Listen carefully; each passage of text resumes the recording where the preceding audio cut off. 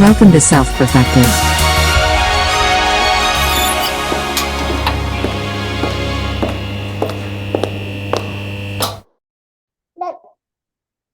Nice. We're live. Hello. Welcome. People. Welcome to the podcast. And if you don't notice, we have someone new on our channel or on our whatever. It's Jess, newly after her transition. Oh shit. Sorry, I don't want to confuse people. No, I don't think they can see the names on the Zoom. No, they can I actually. think they can, yeah. Oh, they can? Oh, they okay. can now. Yeah. Surprise, guys, it's me. Okay. I Jess. Now, No, for he those of you who just. didn't notice, we got Joe Jackman. What's up, Hey. Joe? How's it going? What's up, man? So yeah, we just thought, hey, you're there over at Mitch's, so why not jump on and we'll just Let's hear from the Freestyle. guy himself. yeah. You gotta tell me twice. So what do you guys want to talk about today? How's I got our a bunch audio of stuff. volumes real quick, just before we start? Like, see God, is it to pass your test, see God? I know She's you're not even paying attention. She's not. No, she's shaking the It sounds like seeds Joe for is a little bit Hazel. less loud compared to. She's over there playing with the baby. I can hear her. Could be that I'm just not speaking loud enough. Is that better? Oh, yeah. No, there that we sounds go. good. No, that's good. That's Yeah, good. I like when Joe projects himself. You should have seen. So yesterday we had a clubhouse meeting here, right, at our home, and it was amazing. It was like super high quality, maybe not the highest quantity, but it was like perfect for what we needed. And man, you should hear Joe every single time that the mic goes to Joe. Well, we don't have a microphone, but every You single guys have time. mics? You Damn. have microphones in your home? Do you just pretend? A whole sound system. We got like a light show. We You have ever a been whole to like setup. Joel Osteen's mega church? It's kind of like that. But in And I our, have a guy named Mike who, like, when he stands next to you, it's your turn to talk. yeah, Mike is like our He's like, person. pass me the mic, and you like have to pick him up and like pass him. Yeah, basically. And then so whenever it's Joe's turn, especially, you just see people just start smiling because they're like, damn, I'm about to get educated at a whole nother level. So shout out Joe. Dude, you want to hear something crazy?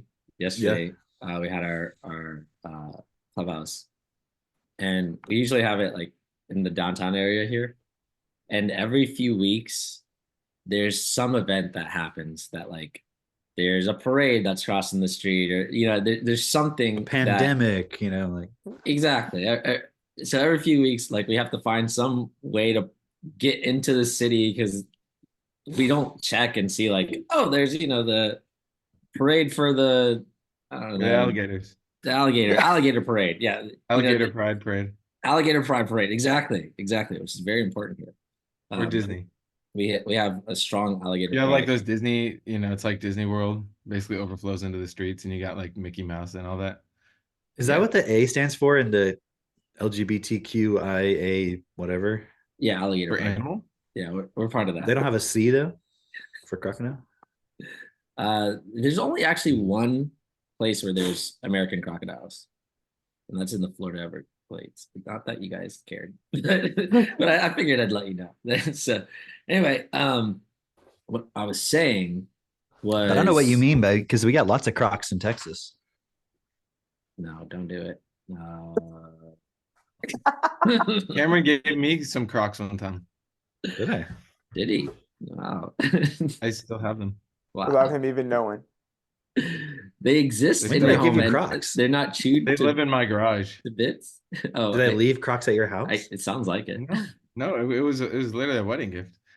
It's from Katie, obviously. Cameron does not Okay. recall. Like, there's no way I just gave you some because like your foot is probably like much bigger than mine. Can't imagine if you would fit into mine. But no, yesterday, so we get to our location, right? And there's police blockades everywhere. We go to the garage that like we normally park at, and I come out, and there's like a barricade, like the crowd barricades all along the street, so you can't just cross the street. And I get a phone call, and my mom's like, "Hey, I had to walk all the way down like 5 blocks so that I could cross the street." And I'm like, oh, "Okay, I'll head over that way." And I start heading that way, and I get there, and there's no way to cross the street. It's still like blockaded off. It's barricaded off, and I'm like, "There's a huge crowd there. There's a whole bunch of people." And I'm like, "What is going on?" And like every once in a while down the street, like somebody will come running with a little like number bib. And apparently, I didn't know this, but yesterday was the Olympic tryouts for the marathon competition, right? And so they're having the Olympic tryouts here in Orlando for the Olympics, and whoever is the top runners, they go on to the Olympics, right? I was like, oh, okay, that's pretty cool. And then I turned to like the police officer that's nearby, and I'm like, hey, we were told that we could cross here. Is this the right place? And he says, yeah, you'll be able to cross here. I was like, oh, okay, when? He's like, well, we'll open it up after the last female runner passes by. I'm like, okay, cool. When is that? And he's like, I don't know. Like when she passes by, she passes by. He's like, the problem is every person that passes by, we have to assume what their gender is. And so and then I I'm just like, can't tell anymore. I'm like, well, can you tell her to hurry up? Like, we got plans on the other side of this barricade. And he's like, well, the thing is, apparently she's pregnant. And I was like, what? He's like, yeah. And I'm like, she's competing for the Olympics. And he's like, she's pregnant. I'm like, this doesn't make any fucking sense. She's not going to the Olympics. She's pregnant. She's gonna have a baby. Like, there's no way. Like, it's like she hasn't thought this through. Like, these are poor life choices. These are poor life choices. And I literally say that, right? And this first baby to win a gold medal. Think about that. So would they technically get 2 medals then? I don't know. No, because it's unborn baby is not a human being yet. Oh, Ooh. there it is. There it is. Well, anyway, this woman walks up to me and she's like, I hear she's 7 months pregnant. I'm like, this is fucking insane. Yo, that is too much. And she's like, yeah, but you know what? She's doing her damn thing. I was like, okay, but this is not good for the baby. Yeah, she's doing a thing, but like, come on, like, who the fuck? I'm gonna tell my wife about this. Like, there's no way she'd be caught running 7 months pregnant, not even like down the street, let alone a fucking marathon. It was insane. So anyway, that was my day yesterday. So how did you get across the street? We actually didn't get across the street. This woman. How'd you did your clubhouse like on the other side of the street? Yeah, we just in the did parking lot on the street. Well, booing that woman as she went past, be like, "Boo! Your baby sucks. You suck." Yeah. Anyway, I like how you were like, "Oh, it's not best for the baby." Like anyone gives a shit. like they care. They didn't. I was like, this is a poor life choice, and people were looking at me like, "Oh, how dare you!" I'm like, what the fuck? Drake, those are the bots. Drake, this I really see. This is a very helpful. I don't know the right word for it, but it's like for now, we'll just call it a label. Okay. It's a frame. It's a frame. Okay. There's people who are bots, like, and it's just it's kind of like people can almost filter like in real life. You mean it's a paradigm in real life? Yes, they're real life. Call it NPC. It is, but like NPC is. Oh, but you're saying it's more like they're trolling you. It's more just even general than NPC, because like NPCs, everyone can kind of be like, oh yeah, that guy's an NPC, right? He like just sits and plays video games or whatever. But a bot is like a person who's even like a highly functioning member of society, or like where like the system would go, oh wow, that person is like, would the average person say, for example, like I don't know, a Tony Robbins is an NPC, they'd be like, no, he's amazing. He's like expressing himself. He's still a bot. I like the way you say it. Yeah, I see. Yeah, I get it. Or like that's a pretty. You know how, or people are like, I mean, you just imagine any of these people on TV or whatever. And I'm not talking news anchors; those are obviously NPCs. But like Mark Zuckerberg in front of Congress, right? It's still just like bots on bots, just pushing the old system forward. I would say even news anchors are bots though, because like you look at like, well, yeah, okay, a good news anchor, a good news anchor is like an NPC. Like you program them to like get people in and like okay, look at like Tucker Carlson, or any news anchor really. They're really good at speaking to people in a way that makes like that one guy, what's that guy's name? Van Jones. Yeah, Van Jones. He's like I was watching Vivek and I was like shaking. Yeah. I was trembling in my room. I'm like, you're a grown ass man. What the fuck? You're trembling. Like, Shouldn't he be like proud that another brown person is like Right? running for president in the conservative party? Like, isn't that what they've been dreaming of? And it's like, but he's running with conservative principles. It's like, what do you what do you expect? I didn't like it not one bit. Hey, was it a coincidence though? anyway. We remember that podcast episode we did where we talked about how he couldn't respond to that God thing properly and all that. Yeah, And then pretty soon after that, he dropped out. that was it. So that was That the was it. self-perfected effect. Are you guys like Hey. watching this like on TV? Like maybe this is out of my time frame, but I don't look at newscasters anymore or anything like that. Yeah, I check Cameron my have phone it for too. the You don't weather. watch the news? owns like the No, biggest I- screen TV. You didn't see when he went over to his house, like that No. large, like flat screen TV. That's like You know how we have CNN on in the it other looks like a room? fireplace, but like it's actually like just a massive flat screen No, TV. Drake, I have ATVs, Oh, Oh, ATV. fuck. he's got You multiple. guys kept thinking I Jessica- was talking about I bought Jess a ATV. birthday gift. Jess kept saying she wants a TV, so I got her this TV.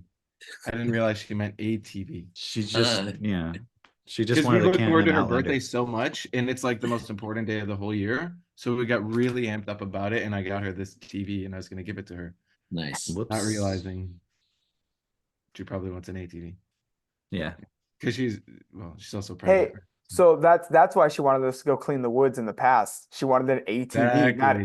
ATV. Okay, you Right. should have seen Joe yesterday. That- Okay, you so were we running talked about- electrical cords out into the woods for like this television, like a television mount on a Yeah, on a it's just cedar like- tree. So that we can watch the news. It's like an underground bunker, practically. Joe's like, this is my only chance to watch the news, guys. Okay, when we're out in the woods out here, this is my excuse.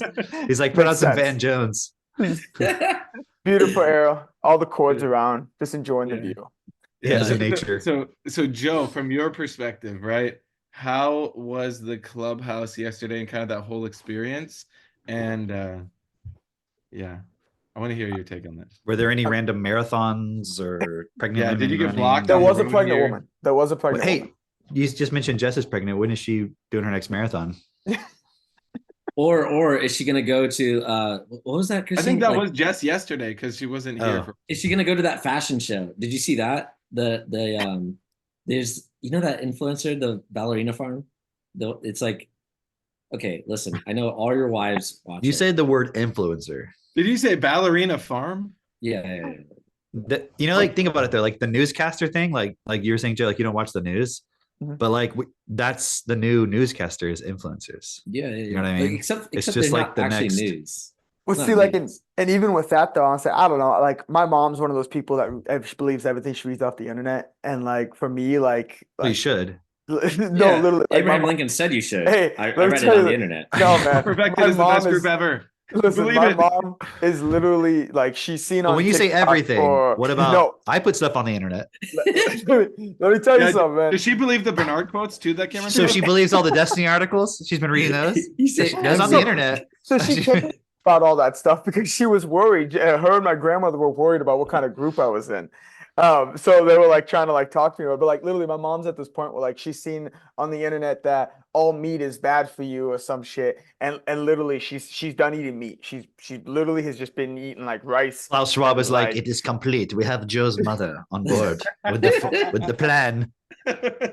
I'm telling you, man. I tell her all the time. I'm like, you shouldn't believe anything you hear on the internet, and if you do your own research. And my mom's like, well, what am I supposed to do? And she literally just goes on believing it, and it literally drives me up a wall. Dude, that's hilarious. Because I was just talking to Abel yesterday, and I was telling him how like, because I don't know how we got on this topic. I don't remember exactly how, but I was telling him how like every major company has been called like a cult, and I was like, like Nike or like Patrick Bet-David or like Apple and all these, and he was like, yeah, but they didn't like earn that title. Like he's like, yeah, but what have they done to like earn that title? They haven't done anything of worth mentioning. They're not changing the system. He's like that. He like wears it with like a badge. But of isn't the pride. definition of a cult that like the leader is alive? No, that's not part of it. Yeah. The leader's it up. alive. No, Well, it's a that's one charismatic leader. Because there's like those cults like throughout the ages, though. You know, it's like the cult of like. But that's not what they mean by cults. Let's see. It says Systematic I don't know what people mean it says by a cult system of nowadays. religious veneration. veneration and devotion direct towards a particular figure or object. So I mean it could be an object. Well, that's literally every religion then. Yeah. Well, it's like literally everything. But I'm saying that's not the kind of cult that that people are talking about. When they say cult, they mean like there's a leader who people are following. Otherwise, it's just a religion. I You think see what I'm trying to say? We're cult because they know it's more triggering. Why would you be afraid of a cult where there's no leader? Are you Yeah. just afraid of the ideas? I don't understand. I don't know. I think Doesn't there have to be like a a. leader who's like trying to persuade you and stuff? They think Afraid there's of like ideas. a bunch of people that are like walking around as like brainwashed like members, you know, that are like join. It's so funny because it's like, how do people not see that? Well, I'm saying how, like I don't know, but like that's literally fucking everybody everywhere all the time about everything. Yeah. Yeah. It's like if somebody wants you to stop doing something, they just give it a word that you react to. Mhm. That's it. Yeah. So then you won't do it. That just shows how what we're saying is right. That's the whole point of what we're saying. It's The true. words of vocabulary. It's true. Yeah. Yeah. So Yeah. Joe, about that, how was the most recent cult meeting that you attended? And Well, beforehand too, because we got everyone. You should have seen Joe chopping down this tree. That shit was crazy. Joe was Chop like down a tree. Joe was literally chopping down a tree. Why? we all chopped down like a bunch of trees back here, and literally Mitch was like, "We're gonna take down this tree, and this tree, and this tree, and that tree." And yeah, it was great. I actually Just as loved ATV path. it. Was yeah, it was really You're cool making to be you're making like a what do you call those things? A fuck. a Those things you put a TV doomsday on. bunker? The things Bunker, you put a right? TV. An entertainment center. You gotta clear out these trees for the entertainment center for the TVs that we're gonna be putting here for all the TVs. that explains it because there was I mean there was some pretty good sized trees. So But I understand why you chop down a tree. Why don't you just use a chainsaw? because we're men. That's why. Yeah. Because we have a hatchet and we don't have a chainsaw. Because they live in the 1800s. They're basically, Jesus. George Washington. Get Use a a get a good hatchet. workout. Cameron, Get a I have good other workout. priorities in my life than having a fucking chainsaw. But I have a hatchet. Oh, but you have 5 hours to chop down a tree.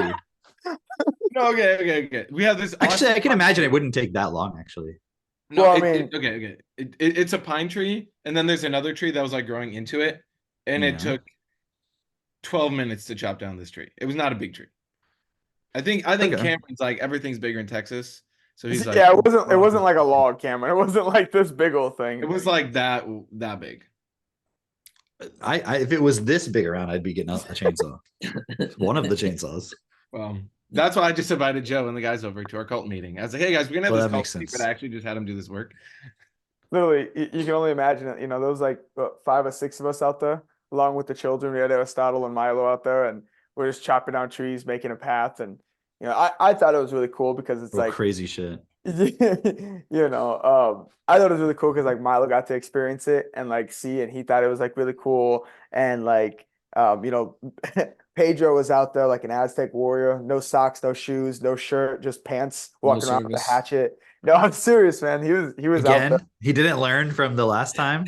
But see, that's why we did it too, because that was the path where their poison ivy was, but it's dormant in the winter. You know, Does like Pedro just show up to the clubhouses with just pants? He's like, all right, I'm ready. He's like, dude, we're not doing anything outside today. He's like, it's all right. the moment he gets there, it's shirt off, his shoes off. That's it. He's going. It's just natural. I just expect it now. I tell him, I'm like, one day I'm gonna have a washboard like you, and I'm just gonna walk around like that too. So, Well, we can but- all dream. but it was Pregnant women great. can run marathons. You can have a washboard. It's fine. It's your dream, man. Do I your mean, thing. and whatever I believe in, right? I mean, I read it on the Right. internet, so It's all about true. belief. Yeah, I read I just heard on the internet that you have a washboard, so it's true. Damn, I don't even got to show you. We just already know. Of course not. The internet's not about proof. It's about just words. which is the key of Which- life, right? Ironic. Right. But no, it was awesome to get everybody together and have us just like out there. Doing that was really fun because yeah, like I said, Milo got to experience it, Aristotle got to experience it, and it was just like a really fun rush of adrenaline as we were clearing this path through the woods. And then like even afterwards, we all got together. We had a lot of good connections, talking with people, just hanging out, having a good time. And what I loved even more was like last night when we were talking with I forget his name, Mitch. Des? There we go, Pedro. Des. He was there.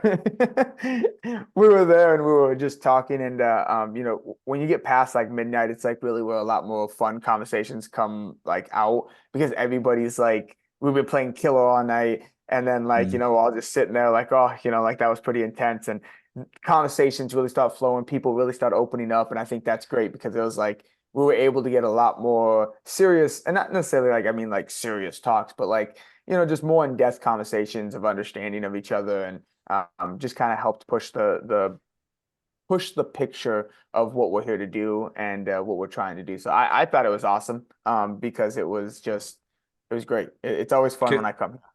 Can we like rewind a little bit to where you said you guys were playing killer? Yeah. Because you just said that on the internet, and I think we might need to clarify. Right, what we were we're talking about we were here. talking about cults and stuff. All your tattoos. Yeah. People. Cult meetings. So the game Killer is a game that you play in your basement with all your friends. You shut Oh, off the boy. lights. Oh And boy. it was, I think we played it. And at when you're Texas done, Among you Us. have one less friend. Every round, those rounds. You stop when you're the only friend left. You're like, well, this week is about making new friends. Yeah. See, and then you try to take on people like Pedro, he's out here just going at it, so as you can tell, Pedro's not with us at the moment, but It's like you guys are playing Fight Club, but like you forgot the rules of Fight Club. Like you're not supposed to talk about it. Oh Yeah. man, last night was like Fight Club. There was one of the guys who, yeah, it was pretty intense. He came at you every time and you're like fighting for your life. Hey, it's on the internet now, so it's you true. guys run with that. See, you guys wanted me on here. I told you, I'm just gonna put it out there. Damn it. See, the key here is to only let a few people talk so no one actually tells what's really going on. Jesus. Oh man, I let it. That's it. If I go missing, that's it. If you go missing, It's actually now we know where to look. It's so fun though, because you go through your life, right? Like doing what we do, which is like going out, pushing yourself every day, fucking facing your fears, like go talk to people, Murdering really your spreading friends. what we're about. What's that? Murdering your friends. Murdering your friends. Did I say that loud?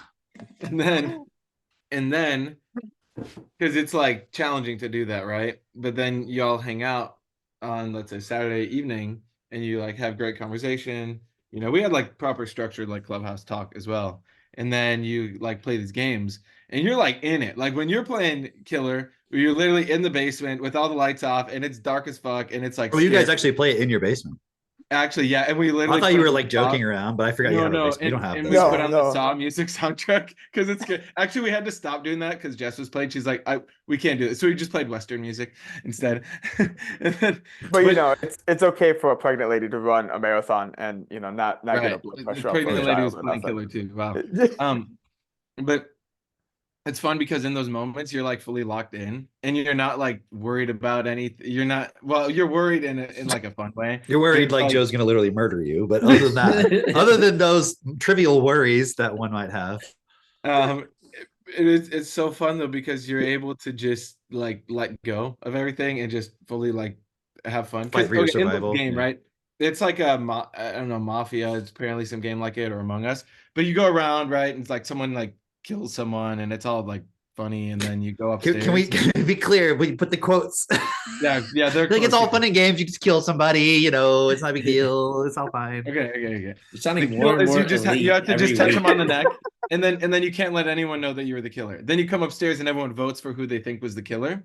But when you're really the person good, is still alive. They haven't actually been yeah. killed. I'm just saying Yeah. that for Reddit. Okay, like yeah. they're not actually dead. It's a game. When you play a video game, you don't actually shoot anybody. You understand? I know you guys Yeah, can no. relate to that. Yeah, but see, that person would have no problem like putting their kids in front of fucking Call of Duty or something. Right. But then you come upstairs and then you all have to like vote who you think the killer was. So like someone will start talking and Joe will start talking fast and you're like, wow, Joe, why are you talking That's my so favorite fast? part. When I think you're everybody's the like killer. trying to turn on each other and like gang Yeah, up and and like prove it's like this one person. giant and mind you- game. Yeah, and then you start like talking shit. You'd be like, "Yeah, that guy's in a cult, right?" And like, don't listen to him. And that guy's sacrificing children. And then it turns this whole thing. And then you vote for who the killer was. And then if you get it wrong, you have to go play again, but with less people now. And it's very fun. But my reason for saying that is like, how often in our lives are we actually having fun? Actually, just fully present. No one's sitting on their phone, fucking scrolling on Instagram for dopamine. It's like everyone's just there. And that is such a cool experience to have because that's what life is really about, is like being together, working together, having fun together, and like also doing it with purpose though. Because every single purpose here that's invited to our home for Clubhouse has that desire to like actually improve the world. Hell, we And actually put all our phones on a table. Everybody didn't even have the phones. We put all our phones on the table and nobody was even like paying attention to their phone. yeah. Well, then you can't call 911 when you're being stalked by Joe in the There you go. basement. I mean, Awfully that's pretty fucking smart convenient, tactic Joe, you got right? there. Yeah. But okay, here's what I think would be cool to hear. So the first time Joe came here, what, I don't know, 6 months ago, whatever. So Joe goes way back with he met Jessica at like church camp, what, We 15 were like years? in third grade. Yeah. And then Oh, Joe- like in an actual cult.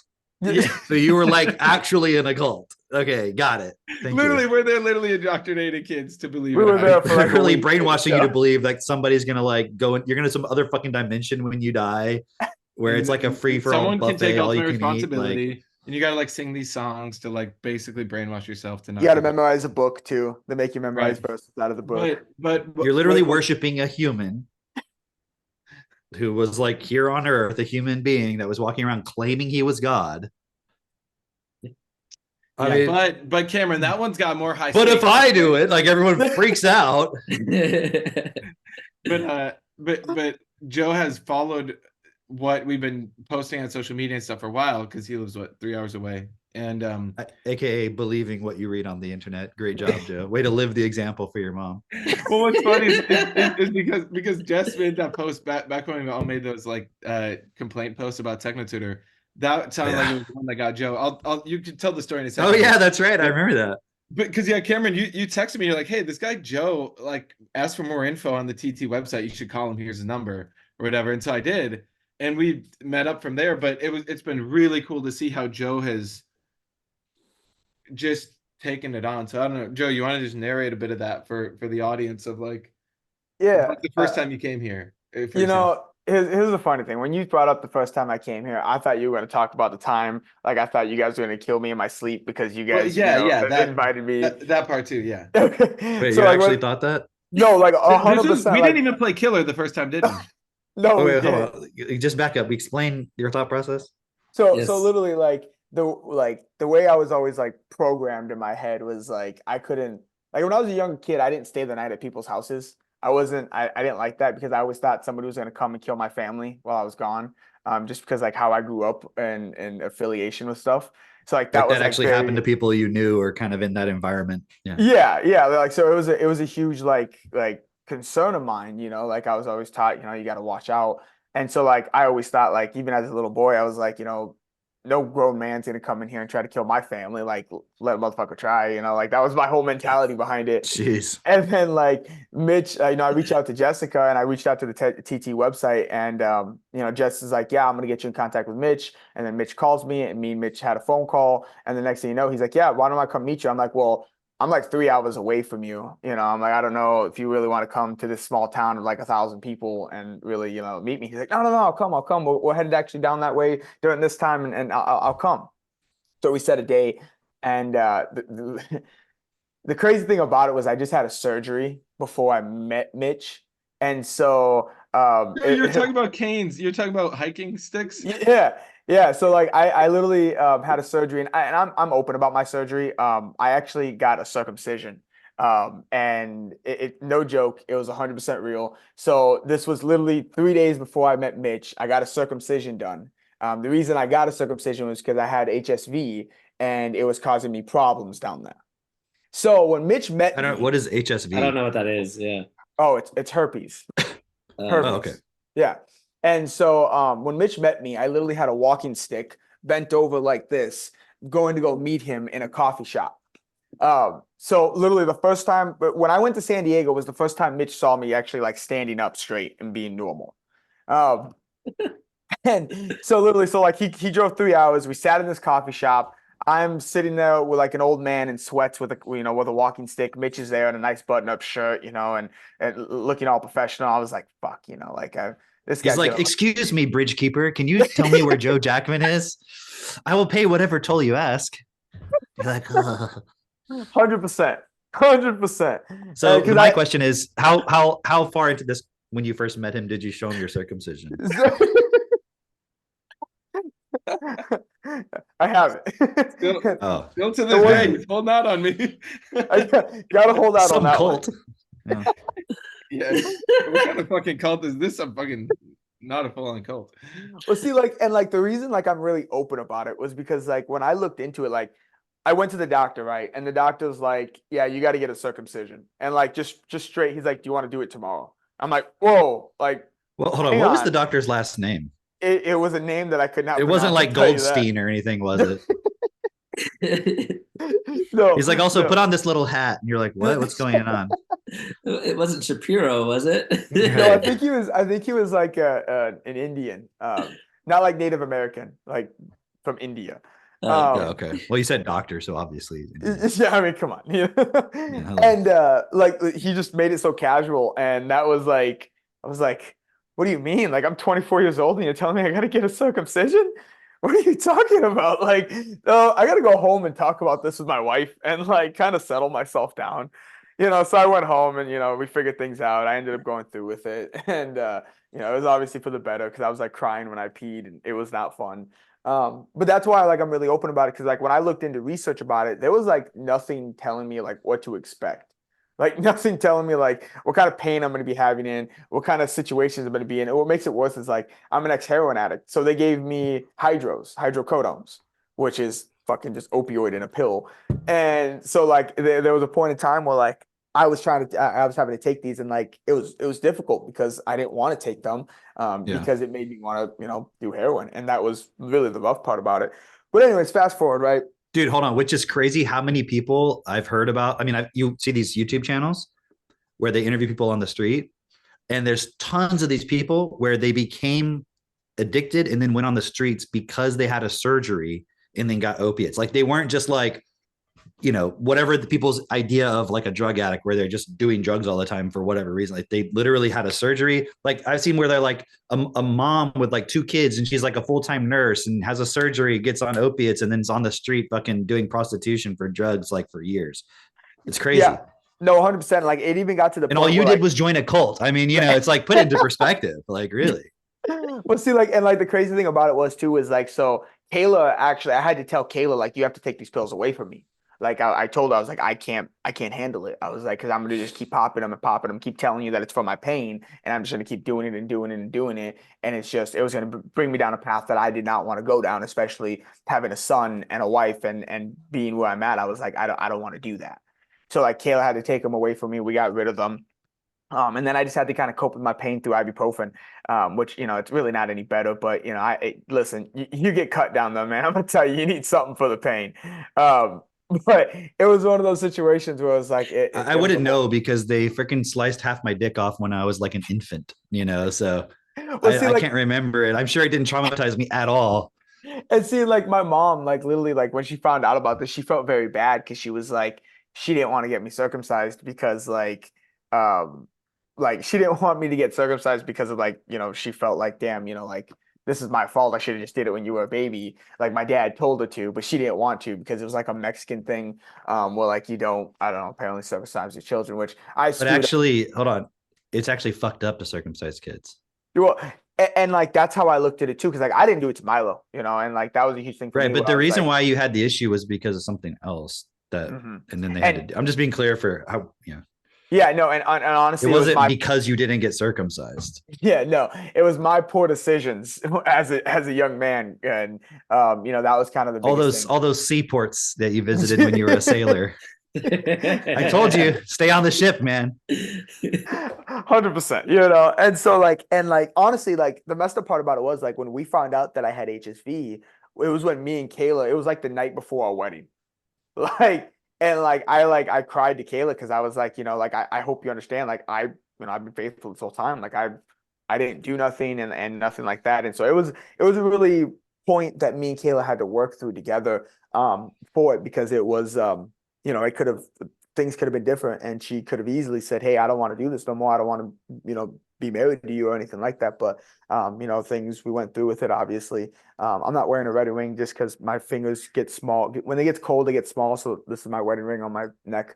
I swear I'm not the Lord of the Rings here, with this is the ring that rules them all. Yeah, I felt a strange attraction to that ring on your shirt. I'm like, I must have that. I need it. I don't know why.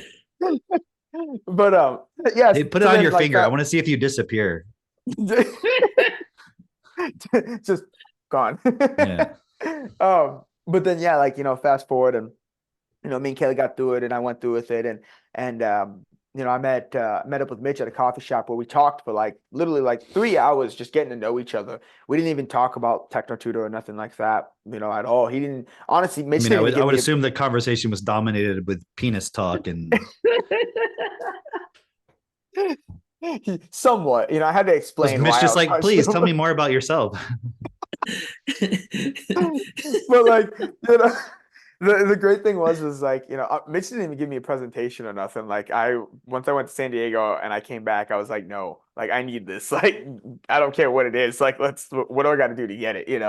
And but then they invited me over to the house, and we live 3 hours away, and they're like, well, you can just stay the night. And I was like, Oh yeah. wait, what? Oh, so you can murder me? And they're like, you what? just want me to stay the night at your house? You're okay with me and my family staying there? Yeah. Mitch is like, yeah, not a problem. And Jess is like, definitely, and I trusted Jess more than I trusted Mitch at the time, because I knew Jess, and that's kind of, I was like, are these guys gonna kill me in my sleep? My biggest fear was they were gonna take Kayla and rape her and then kill me in my sleep and then kill my son, and literally, so the first night I slept here, I had a knife right next to me. Let me ask you a question. Yeah. Was that because of anything to do with them, or was it just that's a thing, a fear you would have if you slept over at someone's house that you didn't really know? I think a little bit of both, because it wasn't even just the fact of me not knowing them. It was a programming that I had in my house, in my head, that everybody was out, everybody was out to get me. And it wasn't because it was a part of it was a white male like Mitch, in the lifestyle that he was living. It made me go back to all the elites and the sacrifices. So I was like, am I going to be the next one? Mom, this is where I'm at. And Mom, this is where I'm at. Oh, I read on the internet about that, mijo.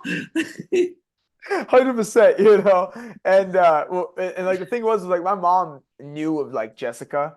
She knew who she was in a way, because she used to, I used to go to Jessica's house when we were younger, and she had a big slip and slide party one time. I went over there, and those different times that I encountered Jessica, and so she knew it, so she was felt comfortable in that sense of it. But yeah, once again, we didn't know Mitch. We didn't know who Mitch was. We didn't know what his intentions were. How many children he sacrificed. I don't know.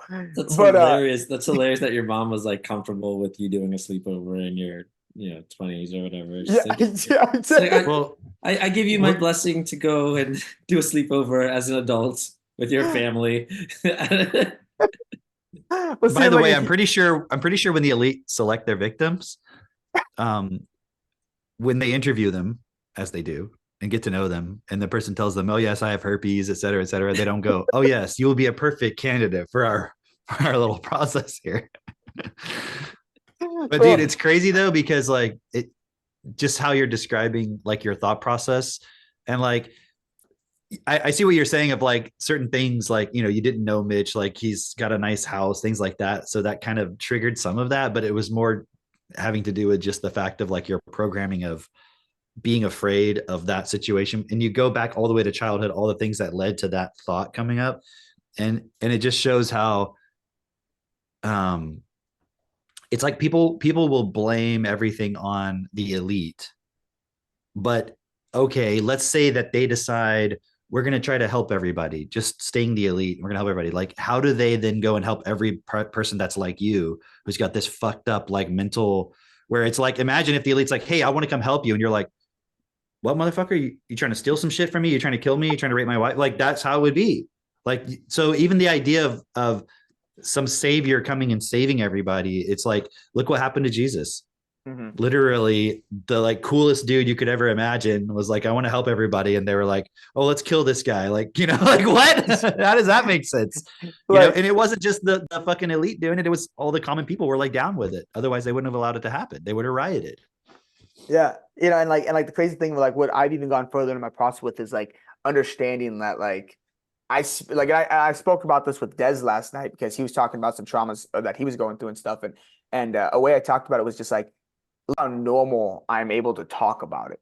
You know, like it's so casual to me. Like, oh, everybody should just think that they go to some random dude's house, you know, they're gonna get murdered, and you know that's just the process. You know, you should just think about it, and it's like that is not normal, and nor is that okay to think like that. And it's like it's hard to help people like that because like even with like Mitch, even when I got TT at the beginning, like I was all for it, but like there was still like, and me and Caleb had this talk, there was still like back chat of like, you know, like what am I really getting myself into? You know, like what am I really doing here? And then like, you know, there was a lot of programming to that sense of like I'm not knowing and thinking that like, well, you know, maybe someone will just come and save me from the fact that if I'm doing something wrong, you know, like, oh, you know, they'll just come and tell me. But it's like we can't look at it in that sense of wanting, it's a victim mentality. You know, you can't have that victim mentality. You got to be able to identify things for yourself. And like even go back to my mother on that sense, you know, like I tell her all the time, like, Mom, you know, you can't just stop eating meat. Oh, she won't eat eggs either. She won't eat eggs. No eggs. No, not even if they're from a farm,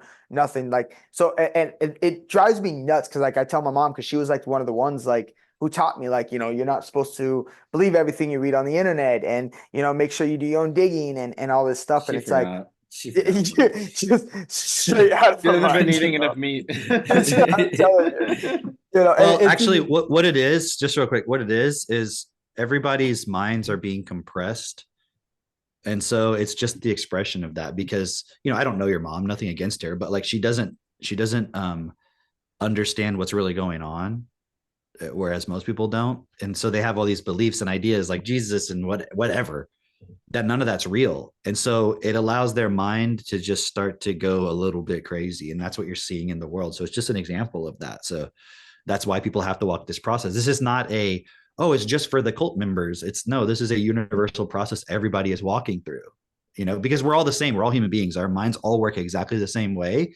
And so if you don't start directing it and you don't start dismantling all the fucking weird programming that's in there, it is going to take over. And the events in our world are all occurring to make that happen.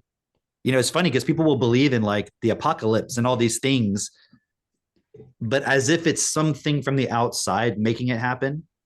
But in reality, what's going on is all these events that are occurring, like the pandemic, the wars, all these different things we're causing them to happen so that we can see for ourselves the consequence of not directing ourselves and in our minds and our programming. So we're manifesting it, but at the same time, it's like we're trying to show ourselves this is what's going on inside of you. Like, and you're showing a perfect example of that. There's a fucking crazy conspiracy theory going on in your mind, you know, about something with no evidence whatsoever at all.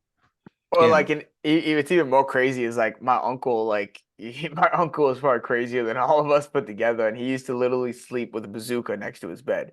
And like, I don't mean that like in loose terms, That but doesn't like even make logical sense, though. but in his mind, he was like, because I asked him like, well, what are you gonna do with that? He's like, well, if the government comes and gets me, you know, I'm like, you're gonna blow up the whole block, like, you know, what the hell, you know? And he's like, you're gonna blow up the government, that's for like, sure. that was literally his mind, because like when he did music and the elite tried recruiting him and all this stuff, so like he has this like very huge paranoia with everything, and it's like I was taught that was normal, you know, like that's like, you mean tell me nobody, you know, oh, you know, you don't believe in conspiracies, like what the fuck's wrong with you? Like that was my mentality on shit. Hey, And it's like, yeah. I wanted to bring this up because I was looking at this point, with you know, Facebook and all the other social media companies getting called in for the child exploitation content that they have, right? But also They should have they called that woman running the marathon in. what was funny is as she was running by, She doesn't run to the hearing. Jeez. as she was running by, like a helicopter came over and boy. was just like just like there was a Probably huge putting it on the news, camera, like, all of this "Wow, she's so stuff. Just, brave." yeah, I don't know. I don't know what they were saying about her, but I was like, she can't be that pregnant. Like, there's no way. There's no way. She wasn't showing, so I don't think she was actually 7 months pregnant. But anyway, um, what I was saying is, one of the things that I had watched was talking about how children who have a lot of screen time from 0 to 3 are developing this virtual autism, right? And it's basically they're showing all the same symptoms as if they have autism. Is And this from the congressional stuff, or it's just a No, separate point you're making? This is a separate point. Separate point. But I was the point from the congressional stuff was just that, or the Senate hearing was that all these guys talk about like all the measures that they're putting in place to protect children, right? But they also don't mention how addicting their platforms Like are. the very basis of the technology itself. Exactly. It's like complaining. Yes, I complaining that TikTok is brainwashing kids because of the content they allow on there. Right. But if you've studied any fucking postmodern theory, like Marshall McLuhan said, it's the medium, not the message. Like it's irrelevant the fucking thing you're saying. It's the way you're doing. It's like you're literally like, even if it was fucking math videos, you're still. I mean, I don't see how that's addictive, but whatever it is, that because like how they're saying like, oh, they're promoting like math videos and shit in China. Yeah. I doubt they're like math tutorials. They're probably like some little addictive content. It's like just around math instead of something else, but it's still like not what you just want your kid to sit there and watch all day. Right. So anyway, the virtual autism point is just that these children are looking at screens so much that they develop these symptoms of autism, and it displays as if they have physical autism, and it doesn't go away if they're not removed from the screens. And so if you think about it, they are or are not. Are what? You said it doesn't go away if they're not removed from the screens. Oh, it doesn't go away. Like as long as they're continuing to look at the screens, it doesn't go away, right? But then even still, even after they're removed from the screens, they're still developmentally delayed because they haven't been looking at people's What faces. Is these symptoms that you're talking about? Like they don't they don't know how to communicate with other kids or with other people. So when you say as long as they're not looking at it, do you mean like if like not literally while they're on the screen? No. I mean if they're like, in a habit of doing it. If in there, yeah, exactly. So if they every day are still looking at screens, they're still okay. But you take it away for a week or a couple weeks or something, and then they stop. So apparently, that's like what they suggest is like, hey, if your child's developing virtual autism, or which first off, how would virtual autism, right? But if your child has virtual autism, then you should remove them from screens, and that should help. That's what they say. How much it helps, they don't say that. But here's the thing that I'm looking at is if you're a parent who your child has developed this virtual autism and you don't know that it's a virtual autism, you think my child's just autistic, right? So you know that your child doesn't do well with other kids. They can't develop any relationships. They're not looking at people. They're basically autistic, right? You're probably not going to be like, oh, I'm going to force them to go make friends with other people and take away this, tablet from them and everything. You're probably just going to be like, you're going to be like, oh, they're so autistic and they need to just watch their iPad. Exactly. That's the only thing that keeps them calm or whatever. So you give them and they're going to just continue. It's a vicious cycle, And so it's making me consider like, okay, how many of these kids are autistic because of however autism comes? We don't know. It's just a mystery. We don't want to say. just shows up out of thin air. I don't But- believe everything I read on the internet. So You how know, many of and- these kids are like that? And then how many of these kids are being induced to be autistic in this specific way where it's just like Virtual screen. autism. Oh, Yeah. but the metaverse is a great idea, guys. right. Do you see that Apple released their Vision Pro thing, their weird Yeah. Apple headset? Yeah, They put it's been like now it's been out for like a week or so or something like that, and all the big people are reviewing it and everything. And So so now you got the Apple fucking virtual headset. here's the other thing though. Have you noticed? Because you mentioned this point of like, yeah, the metaverse not such a great idea, but have you noticed there's been this huge push of like normalizing autism, Right. like That's what I was going to normalizing- say earlier. Is like, why are they concerned about this? Like, I thought it was like something that's just they're neurodivergent. Like, wow, what a blessing! Your kid has autism. It's like, And- no, it's just the iPad. Like, and- how dare you take this away from my child? And so my question is like, are parents really like, I don't know how to put it in a way that's like, are they really just okay with being complacent of just like, well, yep, your kid's just gonna have autism now. Like everyone has autism, it's fine. Can I tell you something? I'll let you guys in on a little secret. You know, parents are retarded. They have virtual retardation. You know, Yeah. one of the things I learned in marketing school is try to insult and belittle your target market as much as possible, right? No, but seriously, like everybody's fucking retarded, like literally retarded. That's the only way. It's so funny because people talk about now, like, oh, the news, the media, it's like it's so different than it was before. People say that like as if now they're just trying to propagandize you as if they weren't doing it the whole time. Yeah.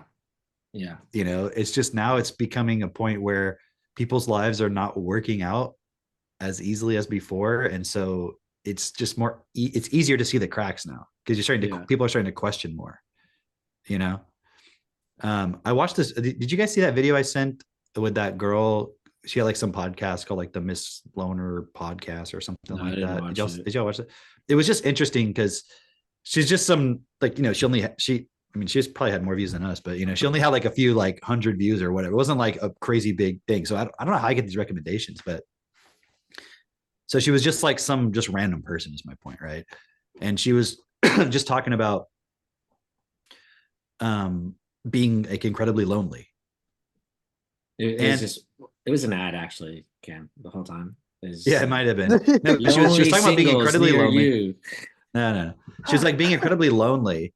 And then she starts talking about how she had promised to herself that on a certain day she's going to stop her OnlyFans. Oh, And she was like, you know, because I got to make money and like, but she doesn't want to do it anymore. She's like, because she was getting harassed and stuff.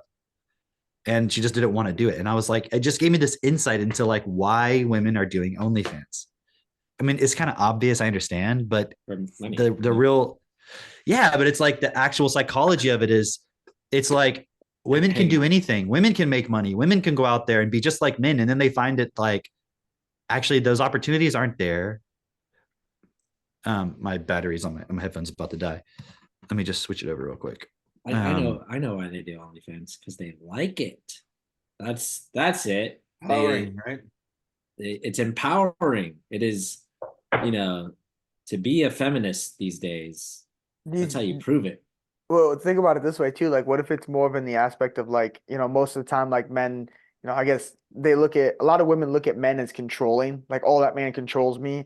And it's like, that's their way of controlling what they have. I feel like in a way to be like, hey, I am in power, you know, like, look at me, I'm the captain now type stuff, you know, and like, that's like, I don't know, you know, I'm in like, control now. I will decide to show you my tits. like, you know what I mean? It's like, and I know- no, money is in control. Let's be clear here. Yeah, Yeah. you know. But I think like that's a huge thing too, because it's like, you know, I worked with a girl and we were in the same industry of sales and car sales and stuff. And like, you know, I made so much money in 1 month and she was like looking at me like when she found out how much I made, and she was like, I could never even imagine doing that much in a month. And like her whole mindset was on the sense of like, she couldn't do it. But we literally worked right next to each other. She had the same opportunities as me, the same chance to do anything she wanted as me. But she felt as if though because she was a woman that the men didn't trust what she was saying when it came to her. But it's actually because women don't know how to sell generally because they're so used to things coming to them that they don't realize like that doesn't happen to a man.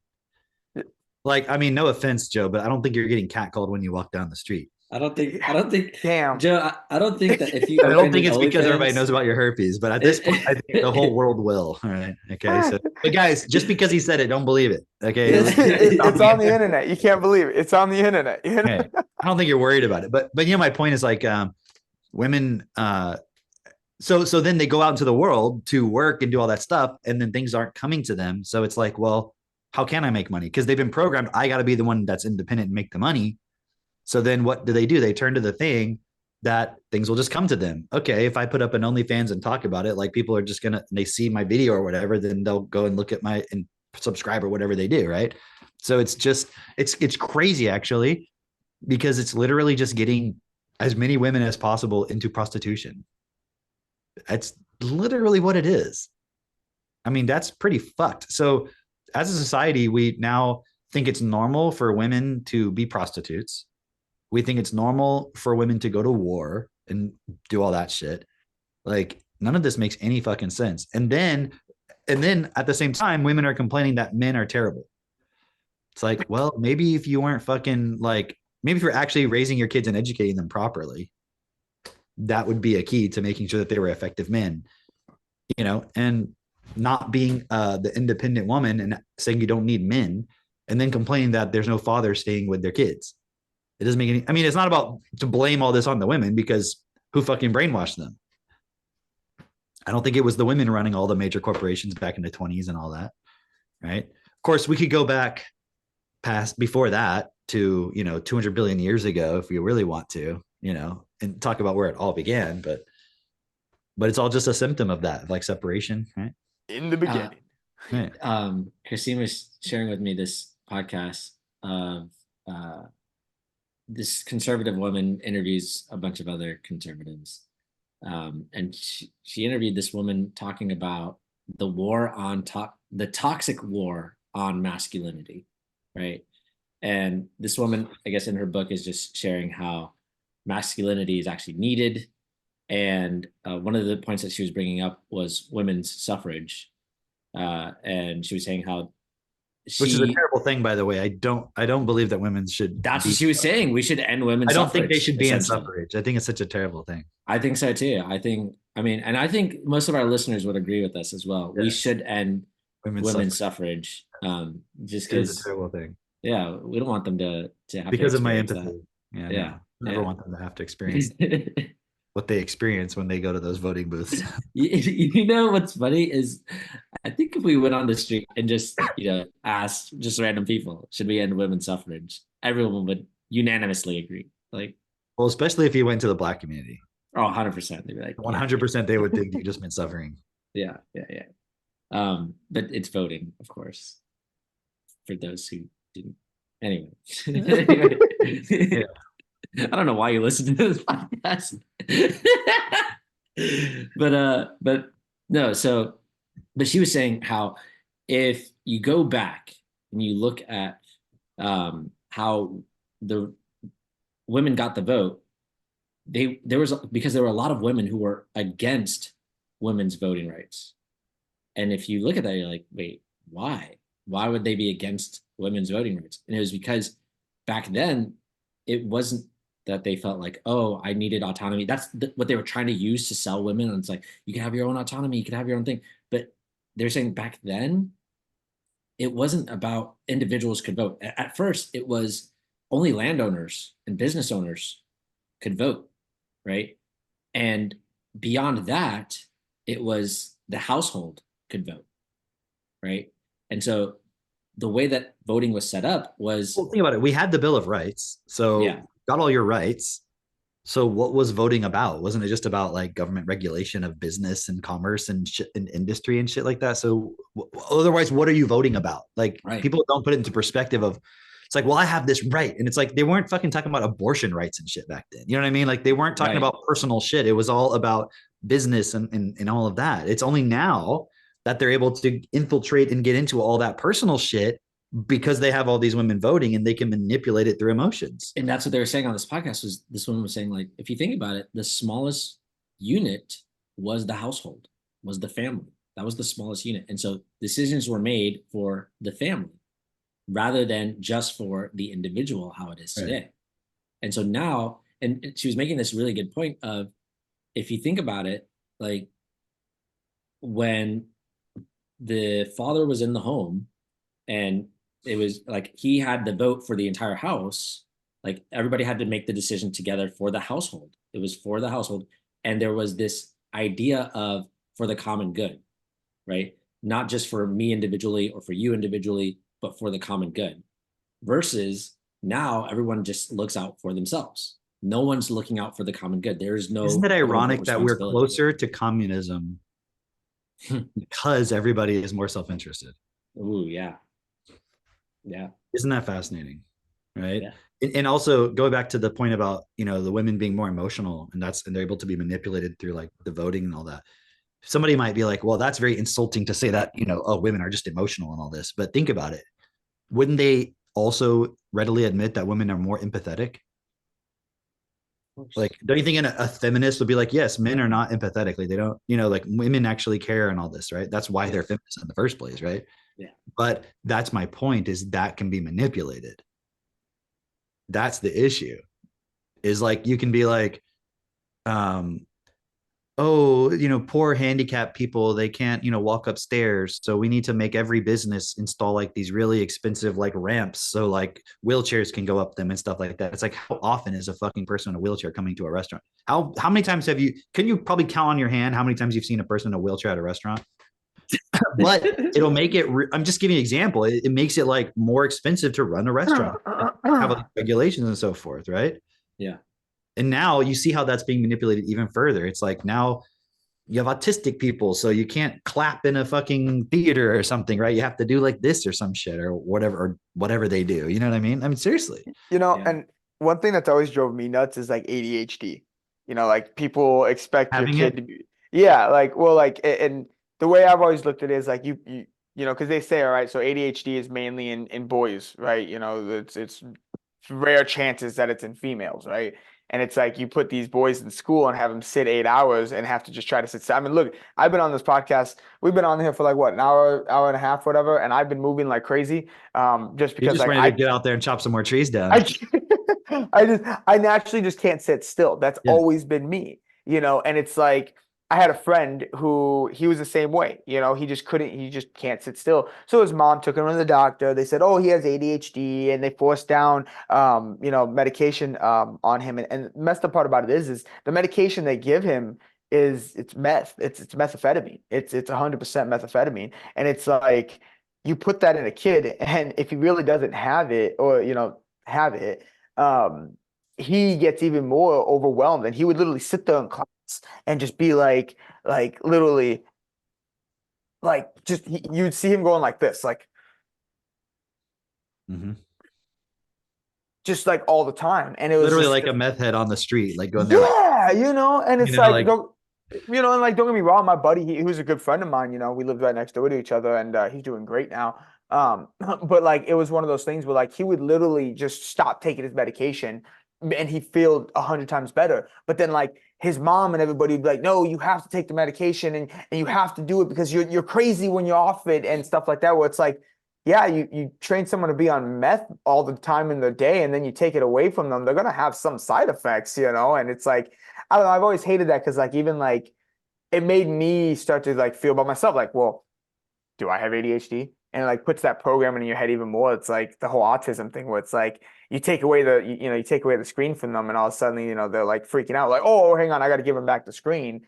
And it's like, did that come from like a lack of just like the parent being lazy in the sense of like not wanting to actually try to push the kid to be better? That's a good question. That's a good question, Joe. Because I've been seeing a lot like on Facebook, a lot of these like parenting groups where parents will be like, I my child, we started her on Ritalin and she just got headaches, and so now we're on Yeah. Vyvanse, And now she's like not sleeping at all and blah blah. And I see You're like taking tons meth. of What do you these. expect? I see You're tons of literally- these. And then like other parents will be like, did you get a second opinion? Your child is 4 years old. Did you get a second opinion before you decided to drug them? And then like the other parents will be like, how dare you say I'm drugging them? Like, Well, it's 100%. I used to take I used to buy my buddies on say Adderall, and Yeah. like I would take that shit for fun because like that's what I thought. And like one time, me, Kayla, and her friend went out to. Do you guys know what Sky Zone is? Is that the skydiving thing? Yeah, like No, no. Like No, it's like trampoline- it's like a trampoline Oh, park, okay. right? Okay, And, yeah, you yeah. know, and Okay. I don't know what cool shit you guys do. I don't know. Oh, and like so, like we all went like as friends. Like we're like, hey, let's go have a good time. So we went, and like I was so into drugs at the time. I was like, yeah, I'm gonna take like all these Took a Adderall bunch that I of have. fucking Adderall and went on a trampoline park. Literally, man. So we went there. We paid for 2 I thought it's supposed to calm you down and make you focus. Hell You no, like sit on the man. trampoline doing math homework. I don't understand. I'm telling you, man. You're Like just so, like in the I- corner, like bouncing, like yeah. so like at the end of the night, right? Like I was so like I took like we were there. You pay you pay by the hour, so we paid for 2 hours of just jumping on trampolines and shit. And so I took I think it was like 10 of them, and they were like 25 milligrams of like the capsules, which is like the pure stuff. And it's Yeah. like I was going like I would take one, and then my high would wear off. I go get a drink of water, take another one. My high would wear off. I go and just like the whole time, right until the 2 hours was done. And at the end, I couldn't even drive home. I was literally puking out the window because of how sick I was, and like I was just dripping a sweat, and just like I couldn't even go to sleep if I wanted to because my mind was just racing. And I'm just like that in the seat, like and it's like we give these to our kids to I don't even my kid, but people give these to their kids and expect them to be like, oh, okay, he's gonna sit still in class now and he's gonna listen to you and he's gonna do everything you want. And it's like, no, man, like that shit's crazy. Why the hell are you giving that to children? And it You just know what drives it me looks like to nuts. me? Imagine if the kid wouldn't sit still, so you like hit him, and then like they're doing it again, so you hit him, and you keep doing that. Like, what kind of a personality is that child going to develop? Yeah. Like very dysfunctional, right? And so you're doing the same thing. It's just using a chemical to do it. But like Right. when you're sitting there and you want to go play, and then either someone hits you or gives you a chemical to suppress that, so you'll stay where you're at. Like it's really abusive to do that. It's extremely abusive, and that we're doing that to lots and lots of kids. And then just so they'll sit in school, right? And then now you have adults my age, like my generation, going to work and being like, I got to take my Adderall because I have my ADHD. And in reality, it's just they don't want to fucking do that thing. And so they're trying to force themselves now, just like their parents forced them to sit there and focus and do that shit and like feel good about it. Because you get that sort of like dopamine from focusing on something when you're taking that stuff. So it's like hijacking that system. It's not a fucking cure for what you're doing. It's just hijacking. Yeah, and like the thing is too is about Adderall, like it does make you like focus, but it's like you get lost. Like you sit there like that, and someone will ask you a question, Yeah, and you won't even I like. would take it in college to do my math homework, but then instead I'd end up cleaning my apartment for 3 hours. Seriously, I scrub that tile. This is really gonna get so good, and you're like literally you have like one tile like extremely clean. You're like, oh, I still have a math test. Oh, I can't take my math test. I have anxiety. I just have it. I'm having anxiety disease for some reason. I don't know why. Like maybe it's because you didn't study. I'll be right back. Yeah, it's That's- so wild though, because it shows why no matter which angle a parent tries to take, either the chemical route or the non-chemical route, but unless they have technotutor specifically, they're going to be fucking limited. Their kid is going to be limited. There's going to be words that kid does not know and that Wait. parent can't deal with. And it's not even the kids are gonna be limited. The parents are gonna be extremely limited too. Because like I noticed that for myself. Like like I once again like I was very raised on the sense of like if you're crying if you're crying for nothing, I'm gonna give you a reason to cry about like in that whole sense of it. And it's like I was doing that with Milo for the first 3 to 4 years of his life, and then now I've changed completely, and we've seen better. Now, mind you, I've seen the effects from what I was doing. So those like certain things that I've had to learn and try to help cope and work with him through using my techno tutor because of the things that I thought was okay because of what my mom or my dad taught me on just, hey, you're gonna hit your kid, or hey, if you don't listen to your parents, it's like when it was funny when my mom, she asked about the group, she's like, well, all your friends in that group, like they all believe in God, right? And like she like was so serious, and like I told her, I was like, Mom, I'm like, it doesn't really work like that. I was like, it's not that, like we're not all sitting here, bringing out the Bible and worshiping together in this sense. I was like, it's not. Well, then I don't know if they're really good friends for you in that point. You should really make sure they're believing in God and da da da da da da da. And it's like, Didn't you Yeah, see she that wouldn't on the hesitate internet? if y'all were fucking hitting if everyone was hitting their kids or putting them on fucking drugs. No, what you should have said was, yes, Mom, everyone does believe in God. They just call him Cameron. Okay. He's really cool. He's got an ATV, he lets you use a chainsaw instead of a hatchet, right?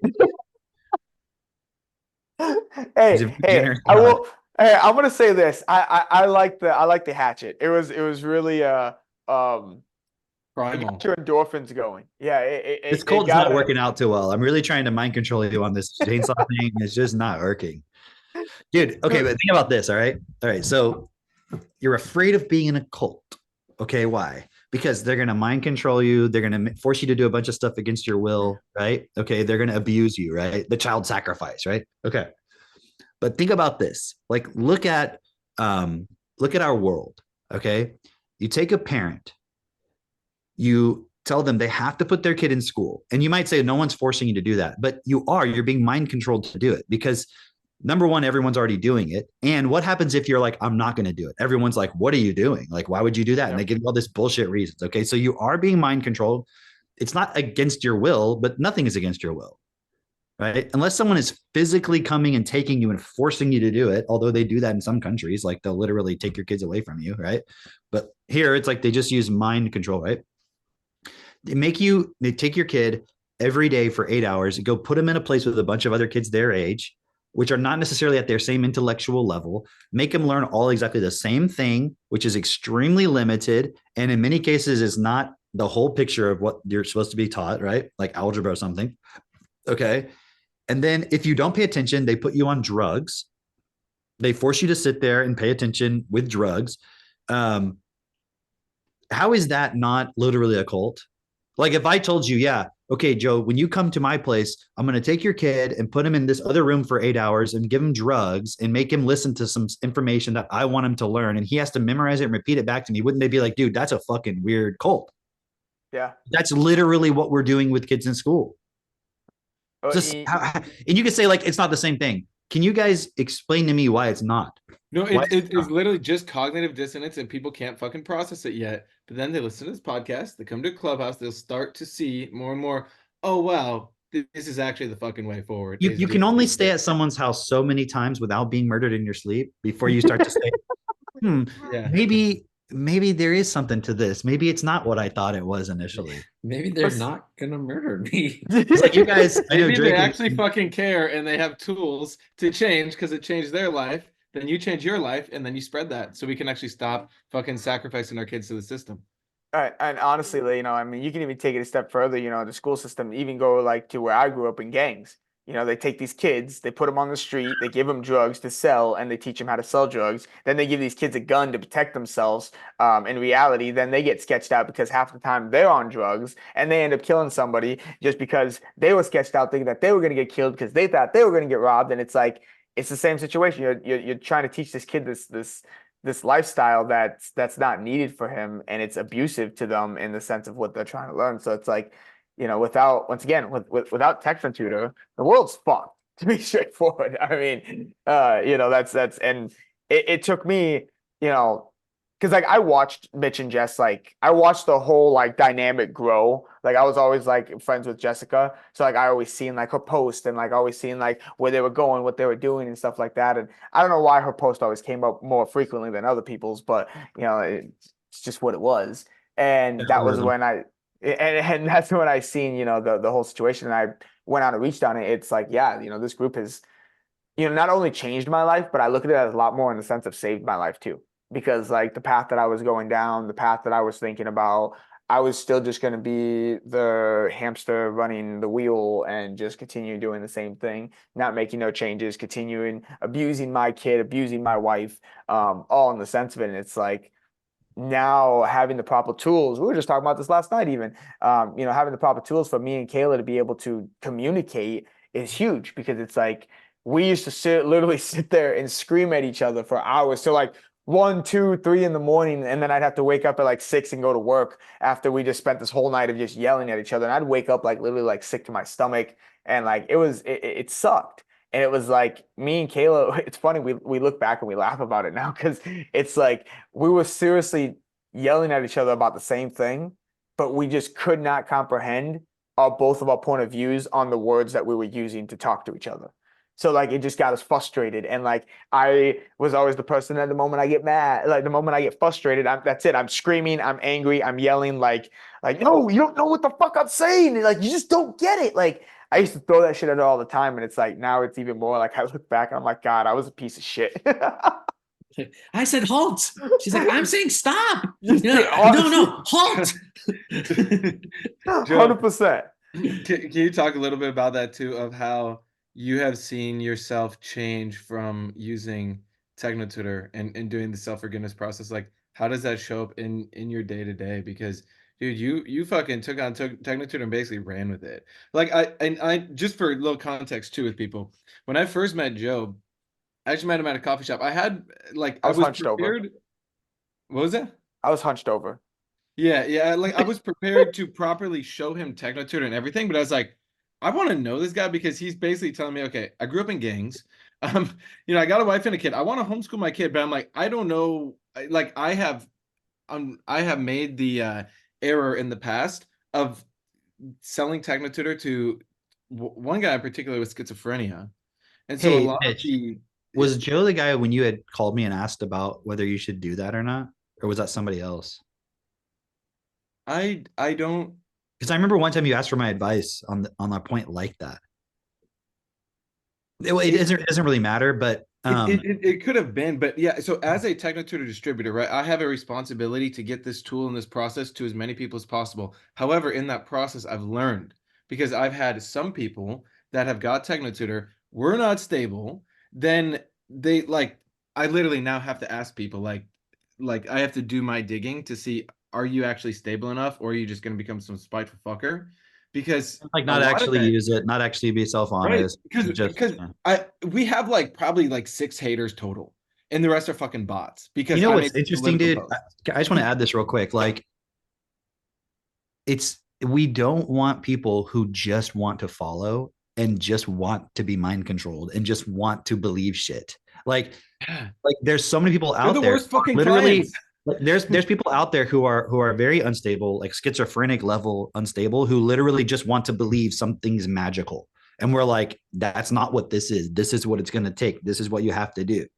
Right? And so it's like we're the anti-cult because we're like, no, dude, if you're just going to come, people who come in and they don't really do anything and they're just like, oh, I'm here believing in shit. We're like, no, go away. Like, don't, like, you actually have to process what we're saying. Don't just believe this shit. There's no point to that.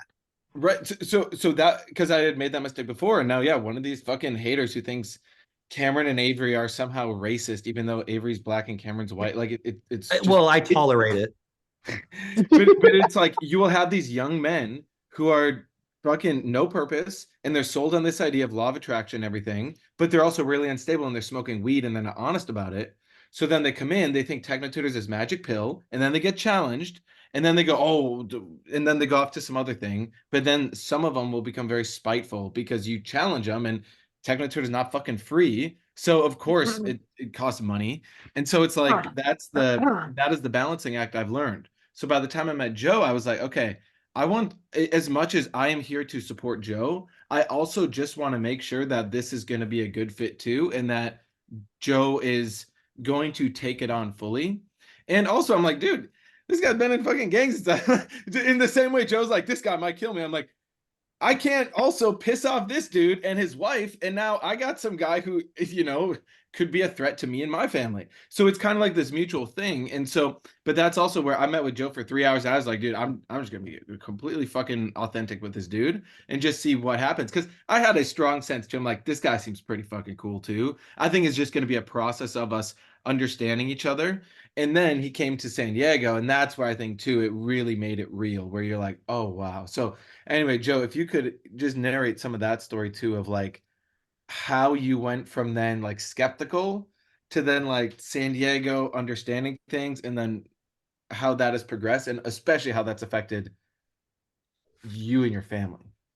Yeah. You know, and like, you know, we talk about schizophrenia. Well, I was diagnosed with schizophrenia when I was 8 years old. And so like that was a huge thing. Like I used to be force fed pills and all this stuff. And I hated it because the pills didn't help me. And like that was a huge reason why like I went to smoking pot. Why And why were you diagnosed schizophrenic? Like what was the symptoms that they diagnosed? Joe, and without you, I know there's some details it wouldn't make sense to go into, but like if you could just give a little bit of an example of your 0 to 7 and like what you were exposed to and why, that would be yeah. helpful.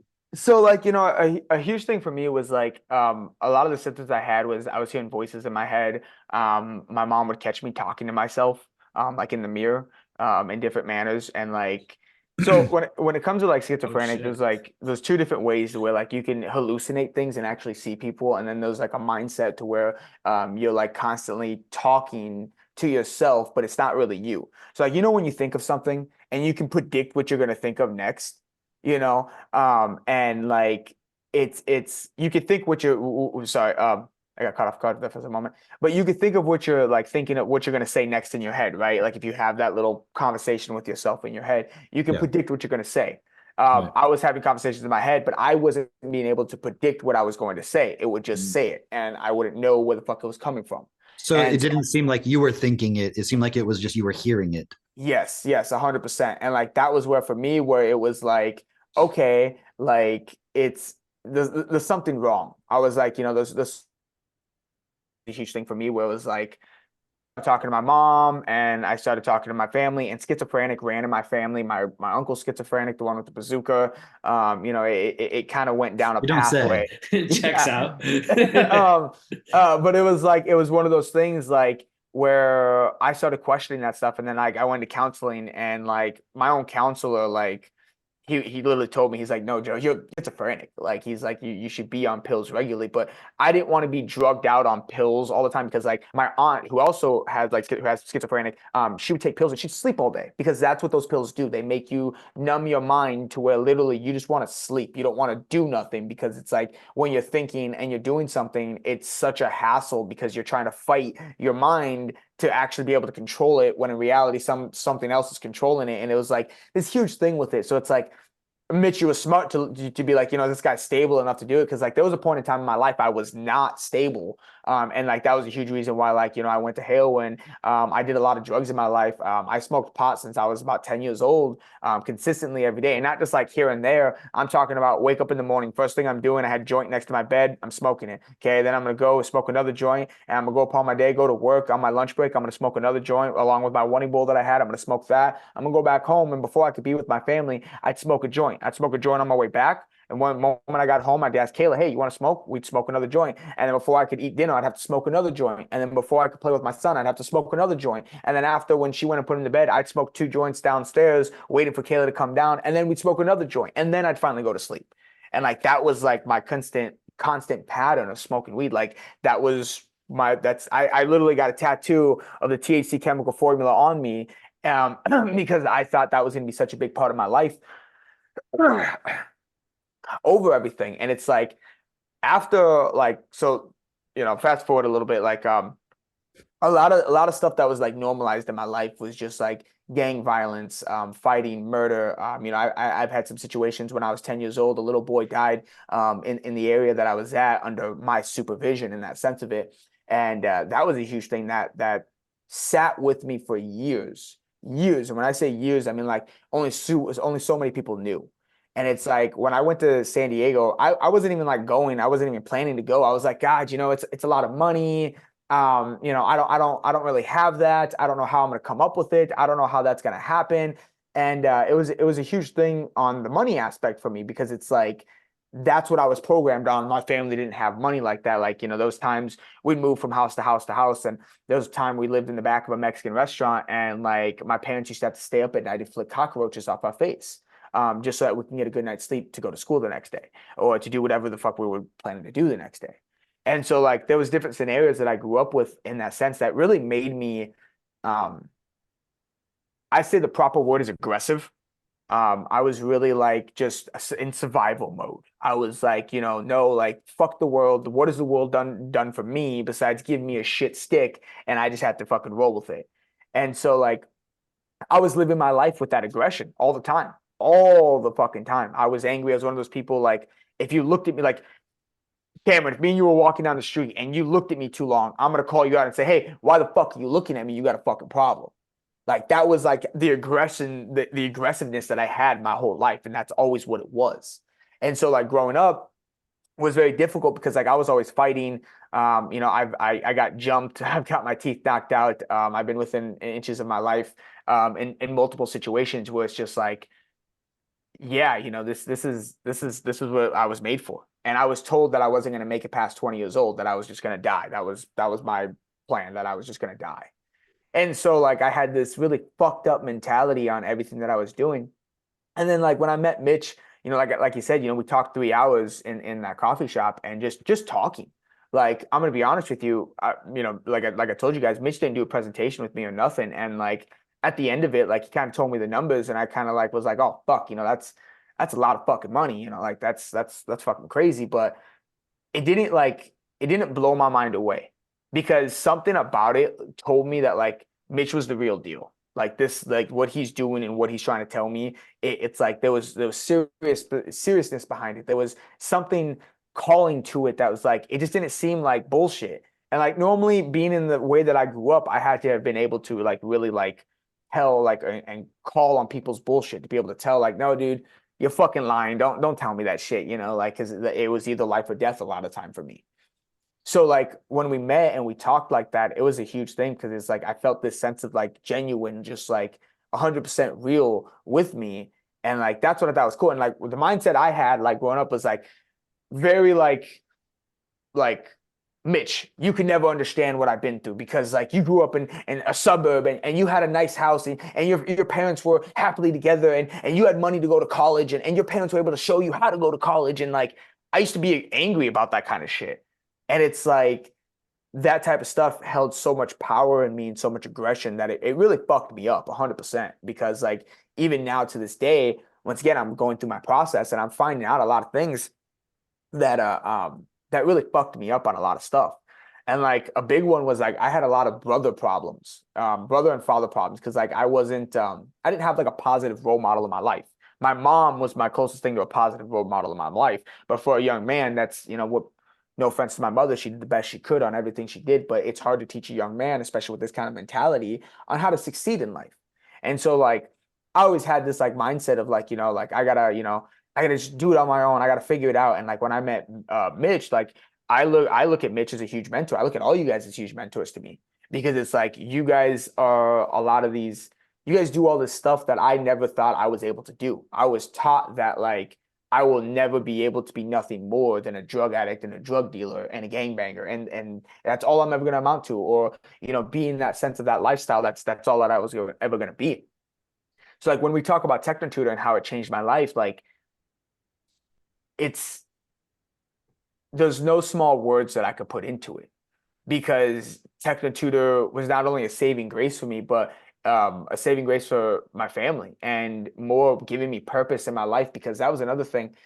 I was searching for purpose. I've read 7 different Bibles in my life. I was going through, you know, like these camps that I went with Jess, and I was on a search for something more, and like I didn't know. And like the only thing that I knew that I was more for was to be ahead of a gang, or keep moving forward, to be the top of the gang, and to keep kind of like pushing that mindset with it.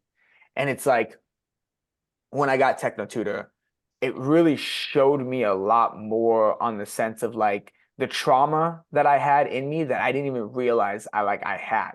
And even still to this day, like I used to make music, and I was listening to one of my old songs the other day just for, you know, shits and giggles. I was like, huh, you know, And I made an album called Resentment. It was the Resentment EP, and it was literally all about the hatred I had towards my brother. Damn. Because my brother, when we moved out here, he stayed in California, and he stayed there. He was 16 years old. He stayed there with my grandma, and was raised with them. And I found that really fucked up because I was like, I just wanted an older brother, someone to teach me. And since he was gone, I felt forced that I had to be the older brother. So like I grew up fighting my sister's boyfriends because they were fucking meth heads or whatever, and defending my sisters because that's what I was taught. I was taught you fought, you protect your family. And so like I created all this anger and frustration towards my brother of him just choosing the best decision for him to be around because he was 16 years old and didn't want to transfer schools or whatever. But it's like I held a lot of anger, and still to this day I'm still working through it. I can't sit here and say as if though like I didn't, like it's just poof gone, like fucking magic. But like no, and I'm listening to this song, and the song's called Resentment. And it was all about how he left and how I felt on him leaving and how much frustration I had towards it. And like all the ass beatings that I got, like he could have helped me if he would have been here, or maybe I would have stopped smoking pot if he was here, because like my brother didn't do drugs. And so like that was like a huge thing for me, where like I held all this anger and resentment. And who knows, maybe he'll listen to this podcast and he'll reach out to me. But it's like even still to this day, we don't talk. We don't talk at all. I don't even consider him my brother. I haven't in years, because he doesn't talk to me. He's never, it's just, there's never been no sense, not even a happy birthday or anything like that. And my other siblings have felt the same way about this, because it's like he just kind of like fell off the earth and was like, fuck us. And like that, once again, held so much anger and resentment. But like through the tools of having TechnoTutor and the process has helped me be able to actually work through these things to where like I'm not holding resentment now when I walk around and having that rub off on Milo or having that rub off on Kayla. I'm not walking around with this anger, with this chip on my shoulder, and having to like come home and just start a fight for no reason, because that's what I wanted. I wanted to fucking start a fight. So I'd start a fight with Kayla for no fucking reason. At the end of it, we'd be fighting. At the end, I'd just be like, dude, I don't even know why the fuck I went through all this. Let's just be done. And it's like I would just give in. And it was just because like I just wanted to fight, because that was my way of programming with it. So it's like TT took a lot of this stuff that I had no idea was in me, no idea that I was holding up, no idea that I was like fighting to get out of this body of like I didn't know who I was.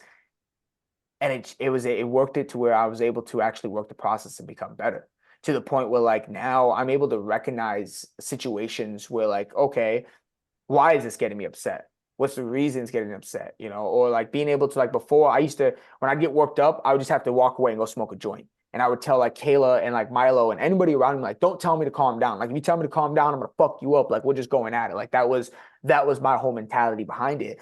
And like now I'm at the point where like the other day, Milo was freaking out and he was crying, and I was able to soothe him the way that I did, which was like huge. Like he was having a panic attack, and like he was crying because he wasn't getting his way. Right. So he runs into the bathroom, and Kayla was trying everything she could, and Kayla couldn't get him to calm down. So she kind of just steps out and like, when you're ready, Milo, you can come on out, and she walked away, and something just told me like, well, maybe I should go try, because normally I would sit back and just be like, let her do it. Cause like I'm still working on that aspect of not like getting irritated to the point of like the way I was programmed, but like, why are you crying? You're crying for nothing. Don't fucking cry, like, so I was like, fuck it, I'm going to go and see. So I get up, and he's hiding in the bathroom. So I go in the bathroom, and he's kind of like in the corner crying, saying that, he wants mom. And I was like, well, come in. So like, I kind of grabbed him, kind of pulled him to me. He was kind of fighting me a little bit, but once he got to me and I just started kind of breathing with him, he accepted and just kind of like laid back on me. And then I asked him, I'm like, so, hey, like, why are you crying?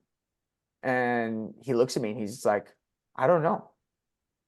And I'm like, okay. I'm like, well, you're very overwhelmed right now. I'm like, why don't we take deep breaths? You remember how, because he used to tell me like when I get upset, he used to have to tell me like, Dad, just breathe, calm down, like just take deep breaths.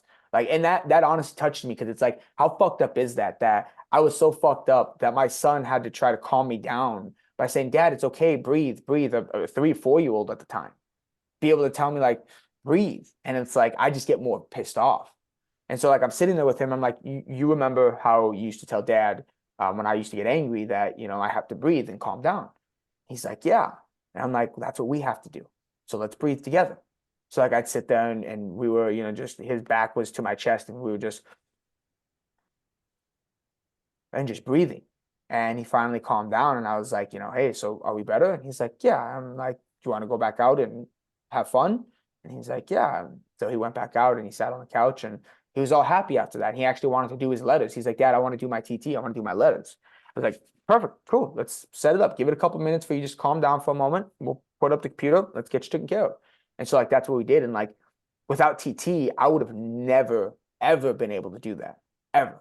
I literally would have went in there and yelling and been like, stop your fucking crying. Why the fuck you crying? And like a huge reason too, like what made me even more like, I was so into yelling that like before we had TT and I would like raise my voice, even just a little bit, like even just a hair on anything, he would panic and go to a sense of like fear and like hide. He'd want to hide from me.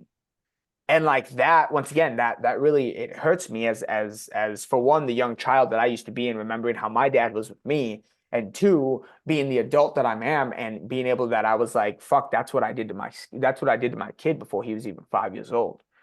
And so like it really played a big part for me because now I'm able to actually communicate with him and help him. And even like with my relationship with my parents, they used to fight all the time. I used to literally pray at night that they would split up and just be apart because they were always fighting. I used to literally cry and pray that God would take my parents and have them just finally be like, hey, we're done and we're going to live in two separate households and this is what it's going to be. And it's like, how fucked up is that for a kid to believe like that? Like that ain't fucking right. And that was the only kind of relationship I knew. So like when me and Kayla first got together, that was how I was. Fighting was just, oh, this is a healthy relationship to me. And like having Tecton Tutor has helped me be able to show and see that that's not a healthy relationship. That is not a fucking anyone of a good relationship. And it even got me to the point where like I apologized to Kayla on different aspects regularly because I was a piece of shit. And some of the things that we've been through that she stuck through with me is huge because she easily could have been like, fuck this. I don't need this. But for some reason, she decided, hey, I'm going to stick it through with this guy. And, things are going to get better, hopefully. And it's like with Tecton Tutor now, I push myself so hard with it in the time that we've had it. I push it hard on myself even more because not only do I deserve it, but my family deserves it and Kayla deserves it. Kayla deserves the best possible me as possible because of what she is and what she does. It's undeniable on how awesome she really is and the things that she does for me and the things that she holds up for me. And she's honestly my rock. I would not be where I'm at today if it wasn't for her. And like going back to the San Diego event, like I was sketched as fuck. I was like, I'm gonna be around all these people. I have no fucking clue. I got to get high. I'm like, I'm gonna smoke right before I get on the plane. So I smoked right before I got on the plane. I got on the plane, got off the plane. I was like, fuck, I loaded up Weed Maps, which is a place where you can find dispensaries. And I loaded up Weed Maps to try to find the closest one. I was gonna have my Lyft driver take me, and then I started panicking because I'm like, I'm gonna show up there high, and they're all gonna know I'm high. How the fuck? Oh fuck! And I started like going down this path, and it's like I was there for those 3 days, and on the last day when we had like the big dance party and everything, I have a video on my phone of me crying, just bawling my eyes out on the dock. After talking with everybody about some traumas that I've been through, that everybody helped me, like John, I forget how to say his last name, Sorano. Yeah, there we go. Yep. He was really huge in helping me too on that sense of like working me through that process, and he helped me do self-forgiveness on the dock. And then like after everybody went inside, I kind of just sat out there and just took in the ocean and just took in the area and just took in where I was. And I was just like, I never want to forget this feeling. I never want to forget this moment. I never want to forget the experience that I had here. And so like I literally took a video of me crying, talking about that, saying that, like if I ever get to a point of down and affecting myself, that I look back at this video and know that, Joe, like remember this feeling and remember what you're driving for, what you're working for, what you're trying to do. And so like once I got back, like literally I didn't smoke that whole time I was out there. And once I got back, I just told Kayla, I was like, I'm done. I'm just gonna stop. Just fuck it. Why can't I? Why can't I just stop? And yeah, I've been sober. It was 8 months on the second. It was 8 months on the second. And which is crazy because it's like no one in my family ever thought that I was gonna be sober. No one in my friend group ever thought I was gonna be sober. Everybody thought that I was gonna die with a joint in my hand, which was what I had planned. And it's like Technotude is the reason that I did that. Being around you guys, being around everybody that was there, and that helped me actually understand that there is a better purpose out there, and I don't got to keep going the way that I'm going. So it's like when I came back, I told Mitch, I was like, hey, just trust me. I just got to get my numbers in line. I'm going to get it going. And like, that's exactly what I did. And I got my shit taken care of, and I got that. And the next thing I knew, I was like, hey, I got to become a distributor. You know, I gotta be able to help people have this, because like the way it helped me, I know it can help other people. And like, I'm still working on myself to become a better distributor in myself, because it's like, I know I still have back chatted myself on who I am, that I'm trying to work through, so I could be the best possible distributor I can be. And soon I will be. Soon I will be the fucking top distributor. Mitch is gonna be like, Joe's just fucking killing it, and I don't know what the fuck to do, because he's now just fucking kicking ass and taking names. And it's not even in the sense of being the best distributor. It's in the sense of sharing as much as I can, because I know how much it has helped me, and I know how much that it can help everybody else, and how much it's helped my family, how much it's helped my son. And it's like, as I go through these processes, you know, it's crazy to think that it's possible, because I was always taught that you're destined for what they tell you you're going to be. And I was destined to die. And that's what I was supposed to be. And here I am, 25 years old, going on 26. Got a wife that I've been with for going on 9 years in December. I got a 5-year-old son.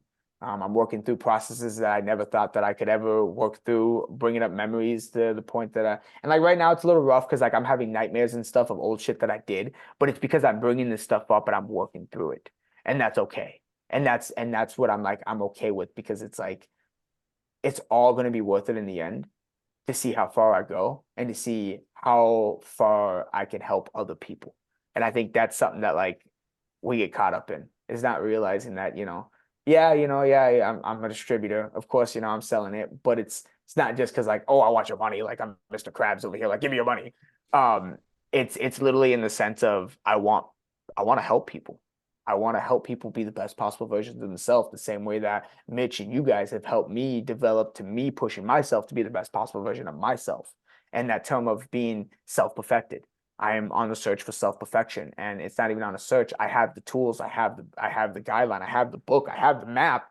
Now I just got to keep doing it and keep going to be the best possible version of myself. So it's like TT has done too much to even, and I'm probably going on rambling, but it's like TT has done so much in my life that it's like, I used to tell Austin, because Austin kind of helped me have he was a huge person of helped me not wanting to smoke, kind of talked to me about it, Austin Hale. And we had a good talk on the dock on the last day, right before I got my first presentation, which was in the room with Mayor and like 40 other people. I think Shelby was even there too, and Kyle. And it was like, I didn't even get to sit through the whole thing. I had to get up and leave because I had to catch my plane.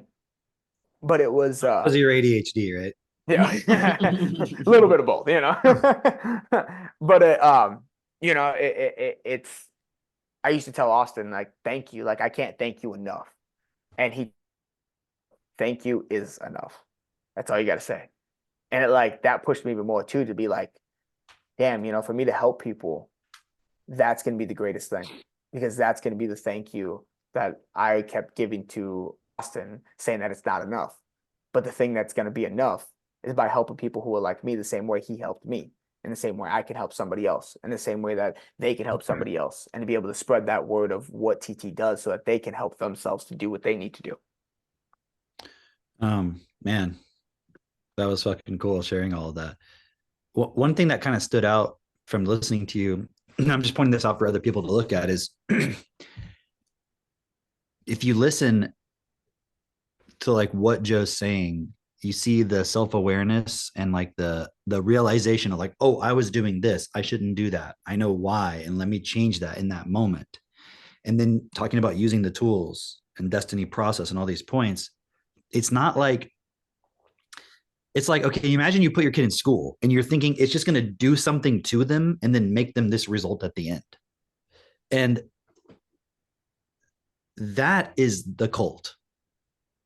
Because when you look at what we're doing, it's not like you just do this and it does something to you. It requires you and your self-honesty and your self-awareness. And so it's like, it is challenging. But when you look at, for example, all the other approaches that are out there to education, spirituality, like the elite, whatever. They're just trying to come up with something that'll just do something for you. Do you know what I mean? Like, oh, if I take this weight loss thing, that's why like going to the gym is so difficult, because it requires you to fucking be like, no, I know why I'm doing it. I'm going to go again today. I'm going to work out. I'm going to push myself versus, well, I could just take a pill. Okay, sure. But then you see the side effects. And so you look at school. I can just put my kid in there and they'll become educated. Cool. But then you see the side effects. Same thing with drugs, all these different points. Like, oh, I don't feel good right now. Well, let me just take a drug, but then it has side effects. The same thing with religion. I don't know what happens when I die. Oh, you're telling me it's just that and I just have to believe that? Okay, cool. But then look at the side effects in our fucking world. And the one thing, it's like when you listen to what you were saying, Joe, it's like maybe you can talk about your perspective on this now, because I know a lot of people have this sort of like feeling like, if I question that there's a God, that if I don't just fully believe with him all my heart, like something bad's going to happen. But if you listen to your story so far, it's like, can you see how maybe you can just, share what you think about this, but like how if somebody then just who's in your situation just holds on to the idea of God, how it would like short circuit all of what you're going through. Like we short circuit that process. Do you see what I'm saying? Like maybe you can Yeah. share a little bit of what you think about that. Yeah, I think a huge thing with that is like, because like obviously I went on a path of religion, right? I read 7 different Bibles, and that was something that like really pushed, because like I was searching, but I knew that like like I would go to church every Sunday. I'd go to church on Wednesdays. I'd go to church on Fridays. I'd go to church twice on Sundays sometimes, and um, searching for that, you have this sense of like false prophecy, right? You tend to believe like, okay, if I find God, God's going to be able to help me. Or if I find Jesus, he's going to be the one that's going to be able to save me, and help me, which is like such a crazy thing to think about, because it's like you're putting your hope in somebody else's hands. It's like if I have a job that I know needs to get done and I put it in somebody else's hands, but I know I can do it great and do it wonderful if I just apply myself to it. But give it to somebody who's going to apply it maybe 50% to themselves to doing it. It's like, who's going to have the better outcome? If I just do it or if they do it? And I feel like when it comes to that sense of like religion, it's searching for God like that, and for people who are in my shoes, because a lot of drug addicts and a lot of like gangbangers, they do go to God, they do go to religion, they do go to that sense of higher power. And I think sometimes that gets a little difficult, because it's like the way you can trust God, why can't you trust yourself? Why can't you trust yourself as much as you believe God's going to do this and this and this in your life? Why can't you trust yourself in order to do that stuff that you need to get done?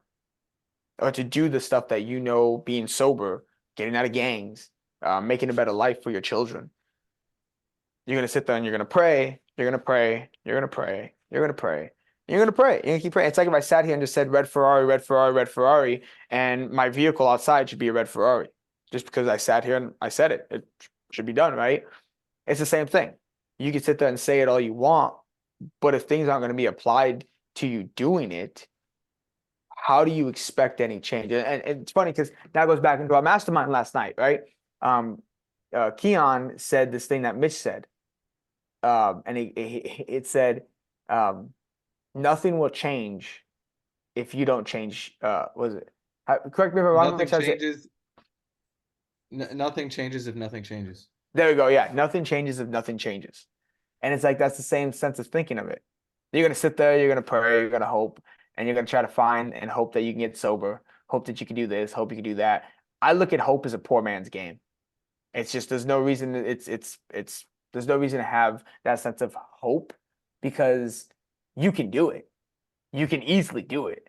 It's just all about where you're gonna apply yourself to do it. So, but then why do people say like, oh, you don't want to take hope away from people? I personally think you should take hope away from people, because hope why do people say like you shouldn't? I think people would just program that way because they want people to hope, because it's a poor man's game. If you sit there and hope and hope and hope and hope, you're never going to do it. Like it goes back to that quote where I said right here, I have on my phone, the wise man does immediately what the fool does eventually. If you're hoping on it, you're waiting, and you're only going to do it eventually when the time comes around, and when you feel that feel as if though it's the right time to do it. If you do it immediately, It's done and over with, and you can get to it, and you can look at the obstacles that you're going to be faced with and be able to go through it. So like why people should say you shouldn't take hope away from people. It's not about taking hope away from people. It's about giving them a sense of power to themselves, giving them a power that instead of hoping, knowing that you can do it, knowing that you can get this stuff done, knowing that you yourself can become sober, knowing that you yourself can have the drive. So when it comes to hope, people get caught up in it. And oh man, I hope I find a great girlfriend. I hope I get this car. I hope I win the lottery. Fuck, I used to say that all the fucking time. And I buy a $1 scratch off ticket. And this is my one. I hope I get $1,000 off this. I fucking hope.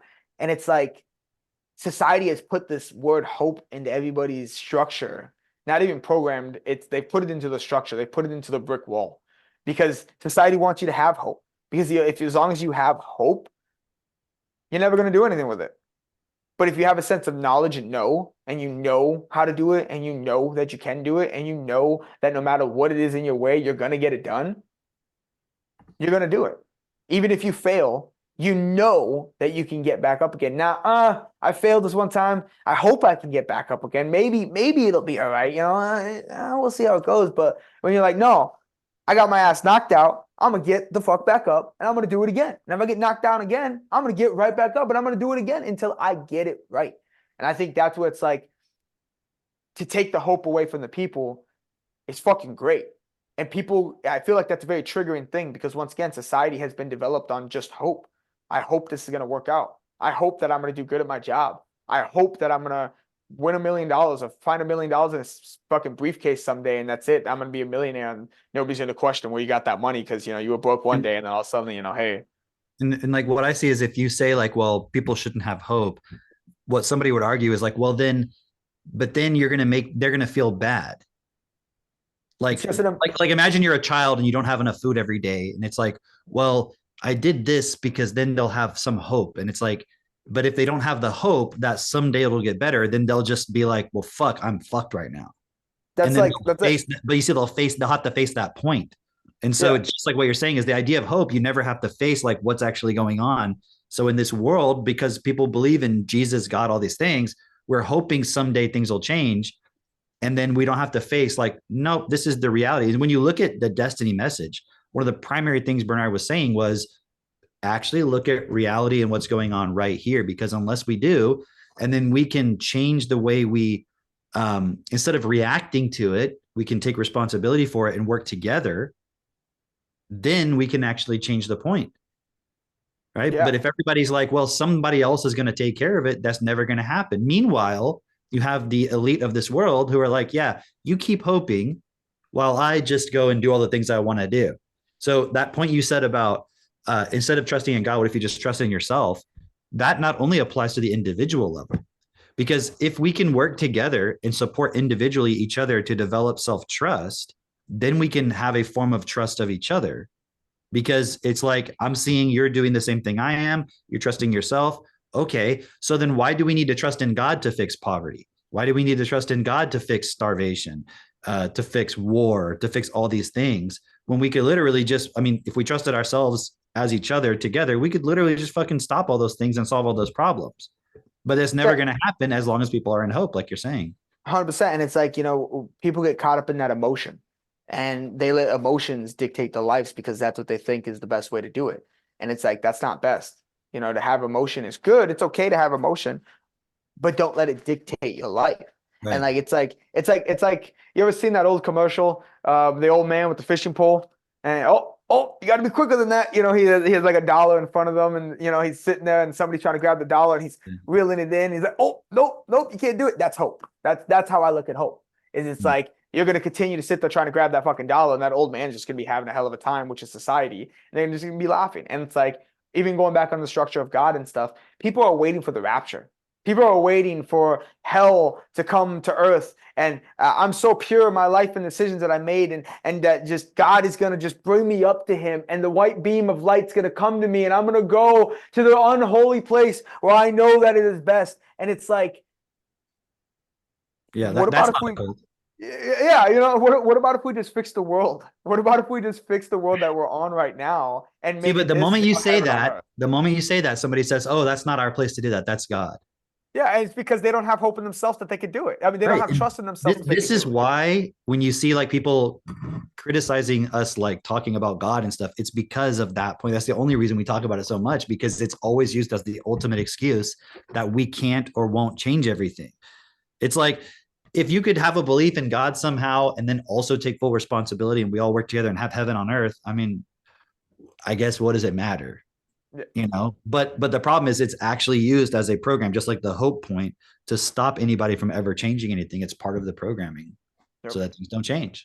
And it Period. just keeps people having hope, you know, especially like, you know, I know like addicts and like NA and stuff, they really pick on that sense of hope, you know, like just one more day.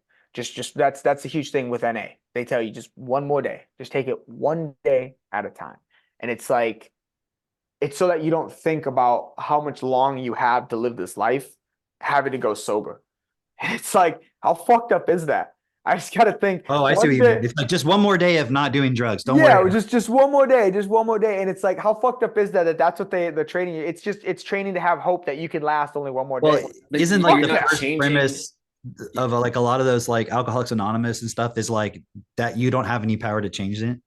Pretty Yeah. much, it's that you're That's literally always. like the first point of AA. And it's like, well, It's what one if of the you tell huge. people you do have the power to change it? It's You're not Why even- do you have to say that? You're not even it's changing your mindset. You're like yeah, your lifestyle is like, no, I'm still an addict. This is the way that I think. This is my lifestyle. And like you're basically fighting against the whole way that you've set up your life to be like, there's no way I could go more than a day without yeah. fucking my drugs or whatever. And seeing like, and even more, the crazy point about that is, it's like at the beginning of NA and AA, what do they make you do? Stand up and say, "Hey, my name is Joe Jackman, and I'm an addict." It's literally programming it for you to be accepted, that the sense that you're accepting yourself as an addict when thinking Yeah, why that wouldn't you be can't like, change. I'm no longer an addict because I'm stopping right now Yep, forever. Like, nope. but But they're like, no, that's don't say that. You're still an addict. Just before one more you day, don't talk. worry.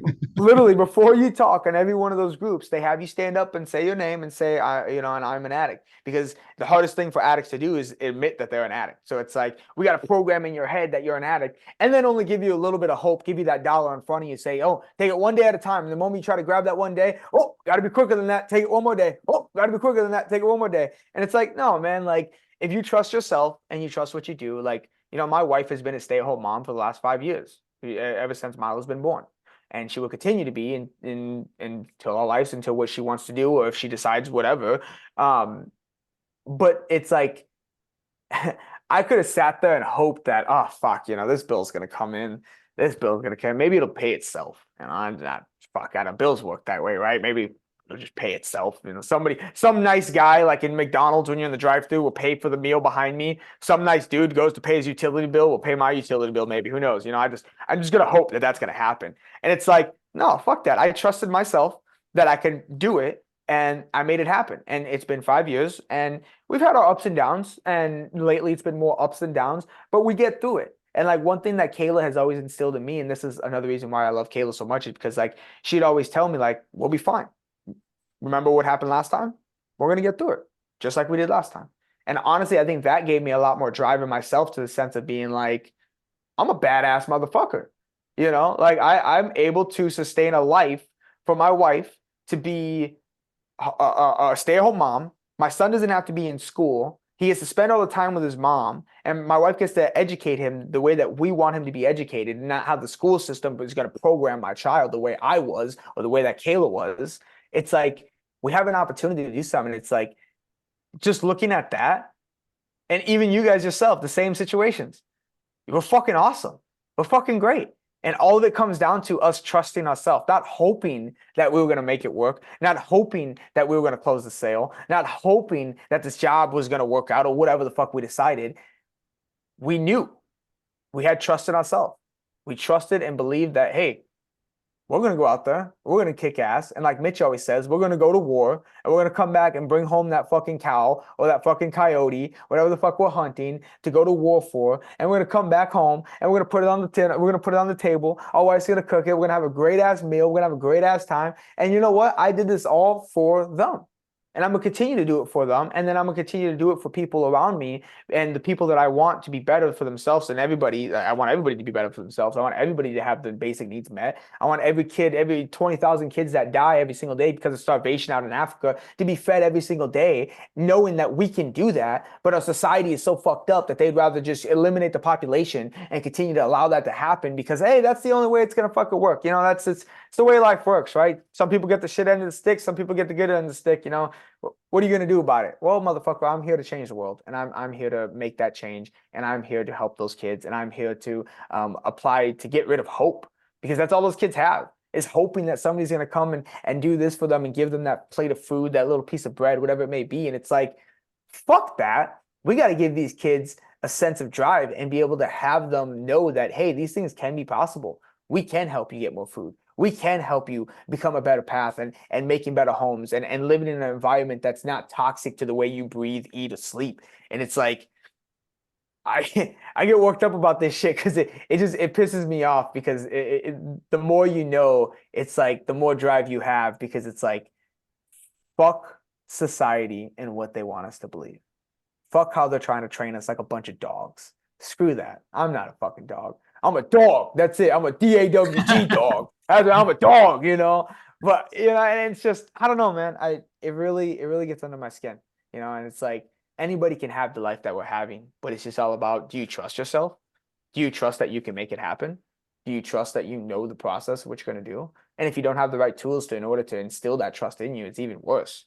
So it's like, once again, having TechnoTutor has done so much more than change my life, but it's helped me trust myself. It's helped me trust the process of what I'm doing. It's helped me trust everything, instead of just hoping that when Mitch invited me over, he was gonna be like, here, Joe, here's $1,000. You know, just hoping that when I went to Texas, that Cam was gonna be like, hey, Joe, here's another 10 grand for you. And then just hoping when I go to Miami that Drake's gonna be like, Joe, I got $15,000 here for you. Like, what the fuck kind of world is that? It just ain't right.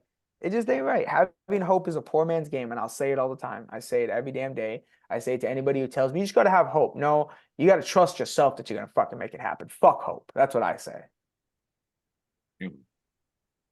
I think that when you run for president, that'll be your slogan. Fuck hope. Man, that was really good. That was really well said. Man, I'm glad we had you on. This was really good.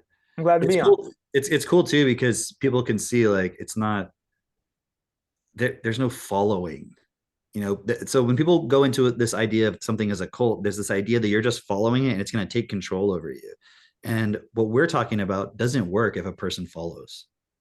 Because if you want to know what happens when somebody follows, just look at the world. That's already all it is. And the hope thing is just, you're following your emotions. You're not really thinking actually about what you're doing and what you're participating in. None of that is a solution. So the whole point of everything we're doing is for people to take self-direction over their lives and then also work together. And I mean, let me ask you this. Maybe we'll just wrap it up on this point, but like, if you can do all this, do you see any reason why somebody else couldn't? No.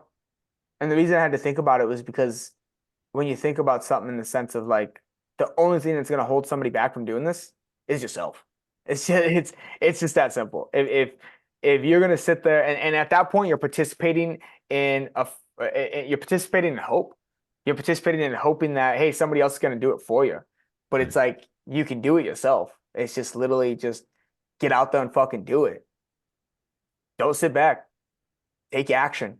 Figure out how to do it. There's many ways you can figure out however the fuck you want to do, whatever you want to do, you can do it. It's just, what are you going to apply yourself to? What are you going to stand for? What are you going to sit there and be consistent on to make something sure something can happen? So it's like, anybody can do this. Anybody can get TechnoTutor. Anybody can do this stuff to where they're actually walking the process and working it and working through their emotions with the right tools. But once again, if you're going to hold yourself back and have any doubt, doubt is the same as hope. You have doubt, you're just hoping that you're going to be better. You're just hoping that it could be better. It's just like, fuck that. Once again, anybody can do it. But what do you want to do? Do you want to do it? Do you want to just sit back and be like, oh, you know, Mitch will change the world, you know, and then, you know, Cameron and, you know, Drake can, you know, kind of just fill in the places that I'm not going to fill in. Like, you know, it'll be all right. You know, I mean, what do I got to do it for? And it's just like, at that point, I'm like, dude, you can fuck off anyways. I don't want you on my team anyways, because if you're going to have that mentality, like, fuck that. We can all take a part of this. And the more people that take a part of this to do it, the better it's going to be, because it's going to be then easier for one on everybody, because everybody's playing the part. Everybody's being able to help change. Everybody's being able to stand in that line of doing it. And everybody's going to hold everybody accountable. And like, I think that's the key part right there. Having someone to hold you accountable is so huge. And it's like, I know that's why, like, in this group, like, you know, having a relationship is such a key thing, because it's like, without Kayla helping me and holding me accountable, there was probably still be some hope left in me. But there's not hope. Now I'm trying to, one thing I've been doing more, and I don't like using the word trying, but one thing I've been doing more of is making sure that when I speak, I'm speaking with certainty. I don't like speaking with doubt or hope, because speaking with certainty is what's going to get me places. And what that comes into doing is me trusting myself that the certainty that I am speaking is for a purpose. It's for a better understanding. It's to better help people. So yeah, to answer your question, anybody can do this, but trust yourself that you can. Don't hope that you can. Don't try that you can. Hope is a poor man's fucking game. Trust that you can do it. Speak with certainty. When you speak with certainty, you trust yourself even more. And sometimes that little bit of doubt that you have when you speak with certainty, because maybe you're like, oh, maybe I don't know enough. Do your fucking research. Do your fucking research so you speak with certainty, so you're able to trust yourself, so you're able to do what you need to do. Yeah, and It's it's well like said, man. it's like trusting yourself to get to the point where then you can get the tools of change. Because Mhm. part of the self-trust is then also you have to have self-honesty. Because without fucking Techno-Tutor, you ain't fucking changing. Damn right. You might feel a little different. You might be able to push yourself in certain ways with your willpower, but you ain't gonna change shit because the programming doesn't change. And so it's like trusting yourself to get to the point where you can get these tools, use these tools, and also plug in. So the final point I would just want to hear from you, Joe, is why should someone get to Miami, these major events, and why should it not just be them, but why should they get their family, their community, and 10 other people there with them? Like, why do you see that? Man, you know, so like when we went to San Diego, right? I wasn't planning to go. Okay, but I use this analogy all the time whenever I talk about it. Okay. It was like, for anybody who's ever seen the movie Moana on Disney, the water, the ocean was calling to her. That's what San Diego is doing to me. It was like, fuck, I don't know how the hell I'm gonna get out there. I don't know what I'm gonna do to make it happen, but I gotta fucking make it happen. And it's like, Miami's even more. I'm like, I'm fucking excited. I'm fucking pumped. I've never been this far. I've never been to Florida. I've never been this far to the East Coast. I've never been in these oceans. Like I told Mitch, I'm looking for a surfboard and I want to try the waves out in fucking Miami. Because to me, it's gonna be fucking awesome. But to get to these events, I spoke about how I was crying in San Diego at the last end of the event, right? Because of how much power there was from everybody being together, from everybody resonating the same thing, from everybody having there with the same goals, from everybody being around each other, pushing each other to do better. There was a reason I filmed that video, because that feeling was something that I never wanted to not feel again.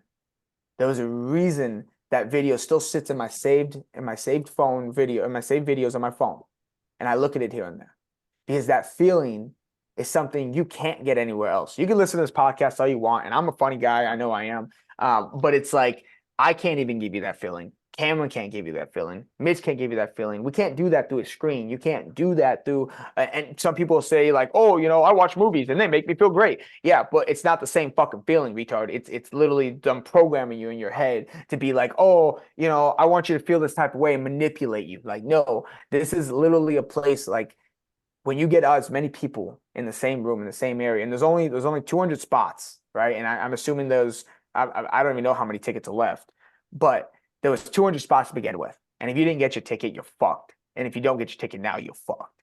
And it's one of those situations where it's like, you're never going to be able to feel that feeling. You're never going to be able to have the ocean call to you like fucking it did to Moana in that sense, because of what you're trying to get to. The moment you buy your ticket, it's like, fuck, God damn it, I gotta wait all this time till January, February, March, April, May. I gotta wait till the end of May to go to this fucking thing. Fuck that. I want to go now. I'm already in vacation mode at my job. I already told them like, y'all fuck. You know, it's like I'm fucking going, and I'm so fucking pumped about it. And it's like, to get out to these events is so critical, even to get out to masterminds in the local communities, like how we had here, or like how we have here in Minnesota every weekend. It's so critical because it's like we use this term prongs, right? You know what prongs are, those old school music things, right? They send up a vibration. Well, if you hit one and you hold it next to the other one, that prong's gonna vibrate and it's gonna make this one vibrate that you didn't even hit. It's the same fucking thing when you go to these events.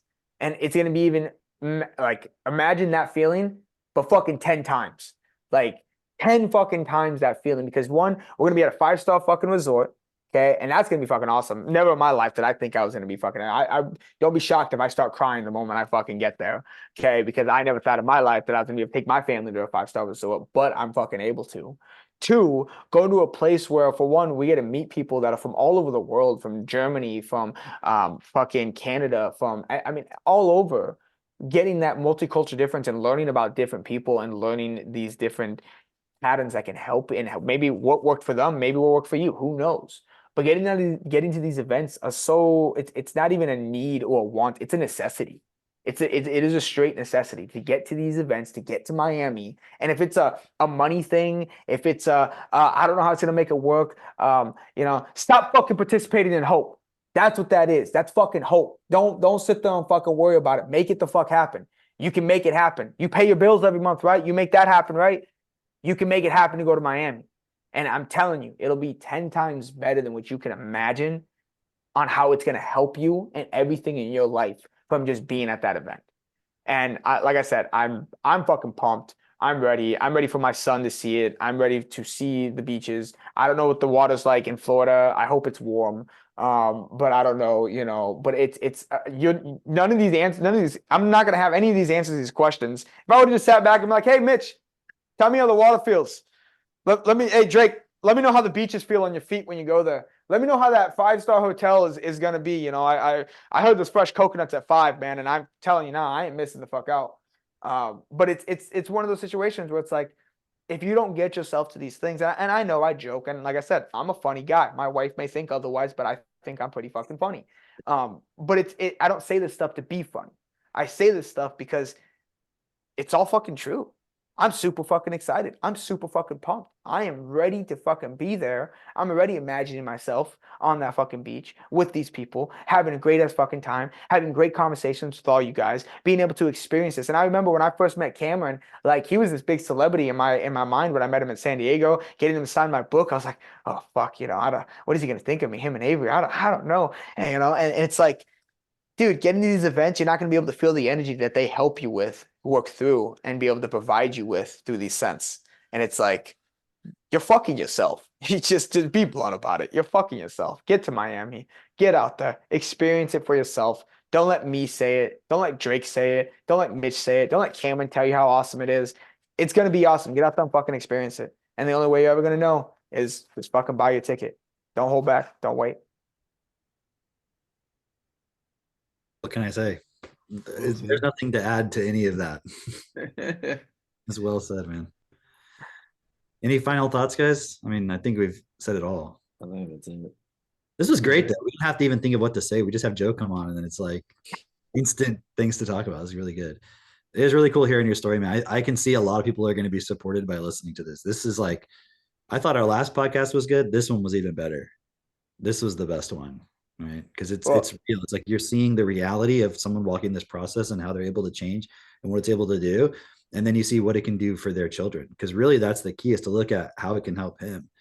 Right? Why doesn't every child deserve a parent who's like here and able to be with them and support them and so forth? Because that's the one thing more than anything else. So that all the problems in the world, that is what is missing in our world, is parents who know how to support their kids.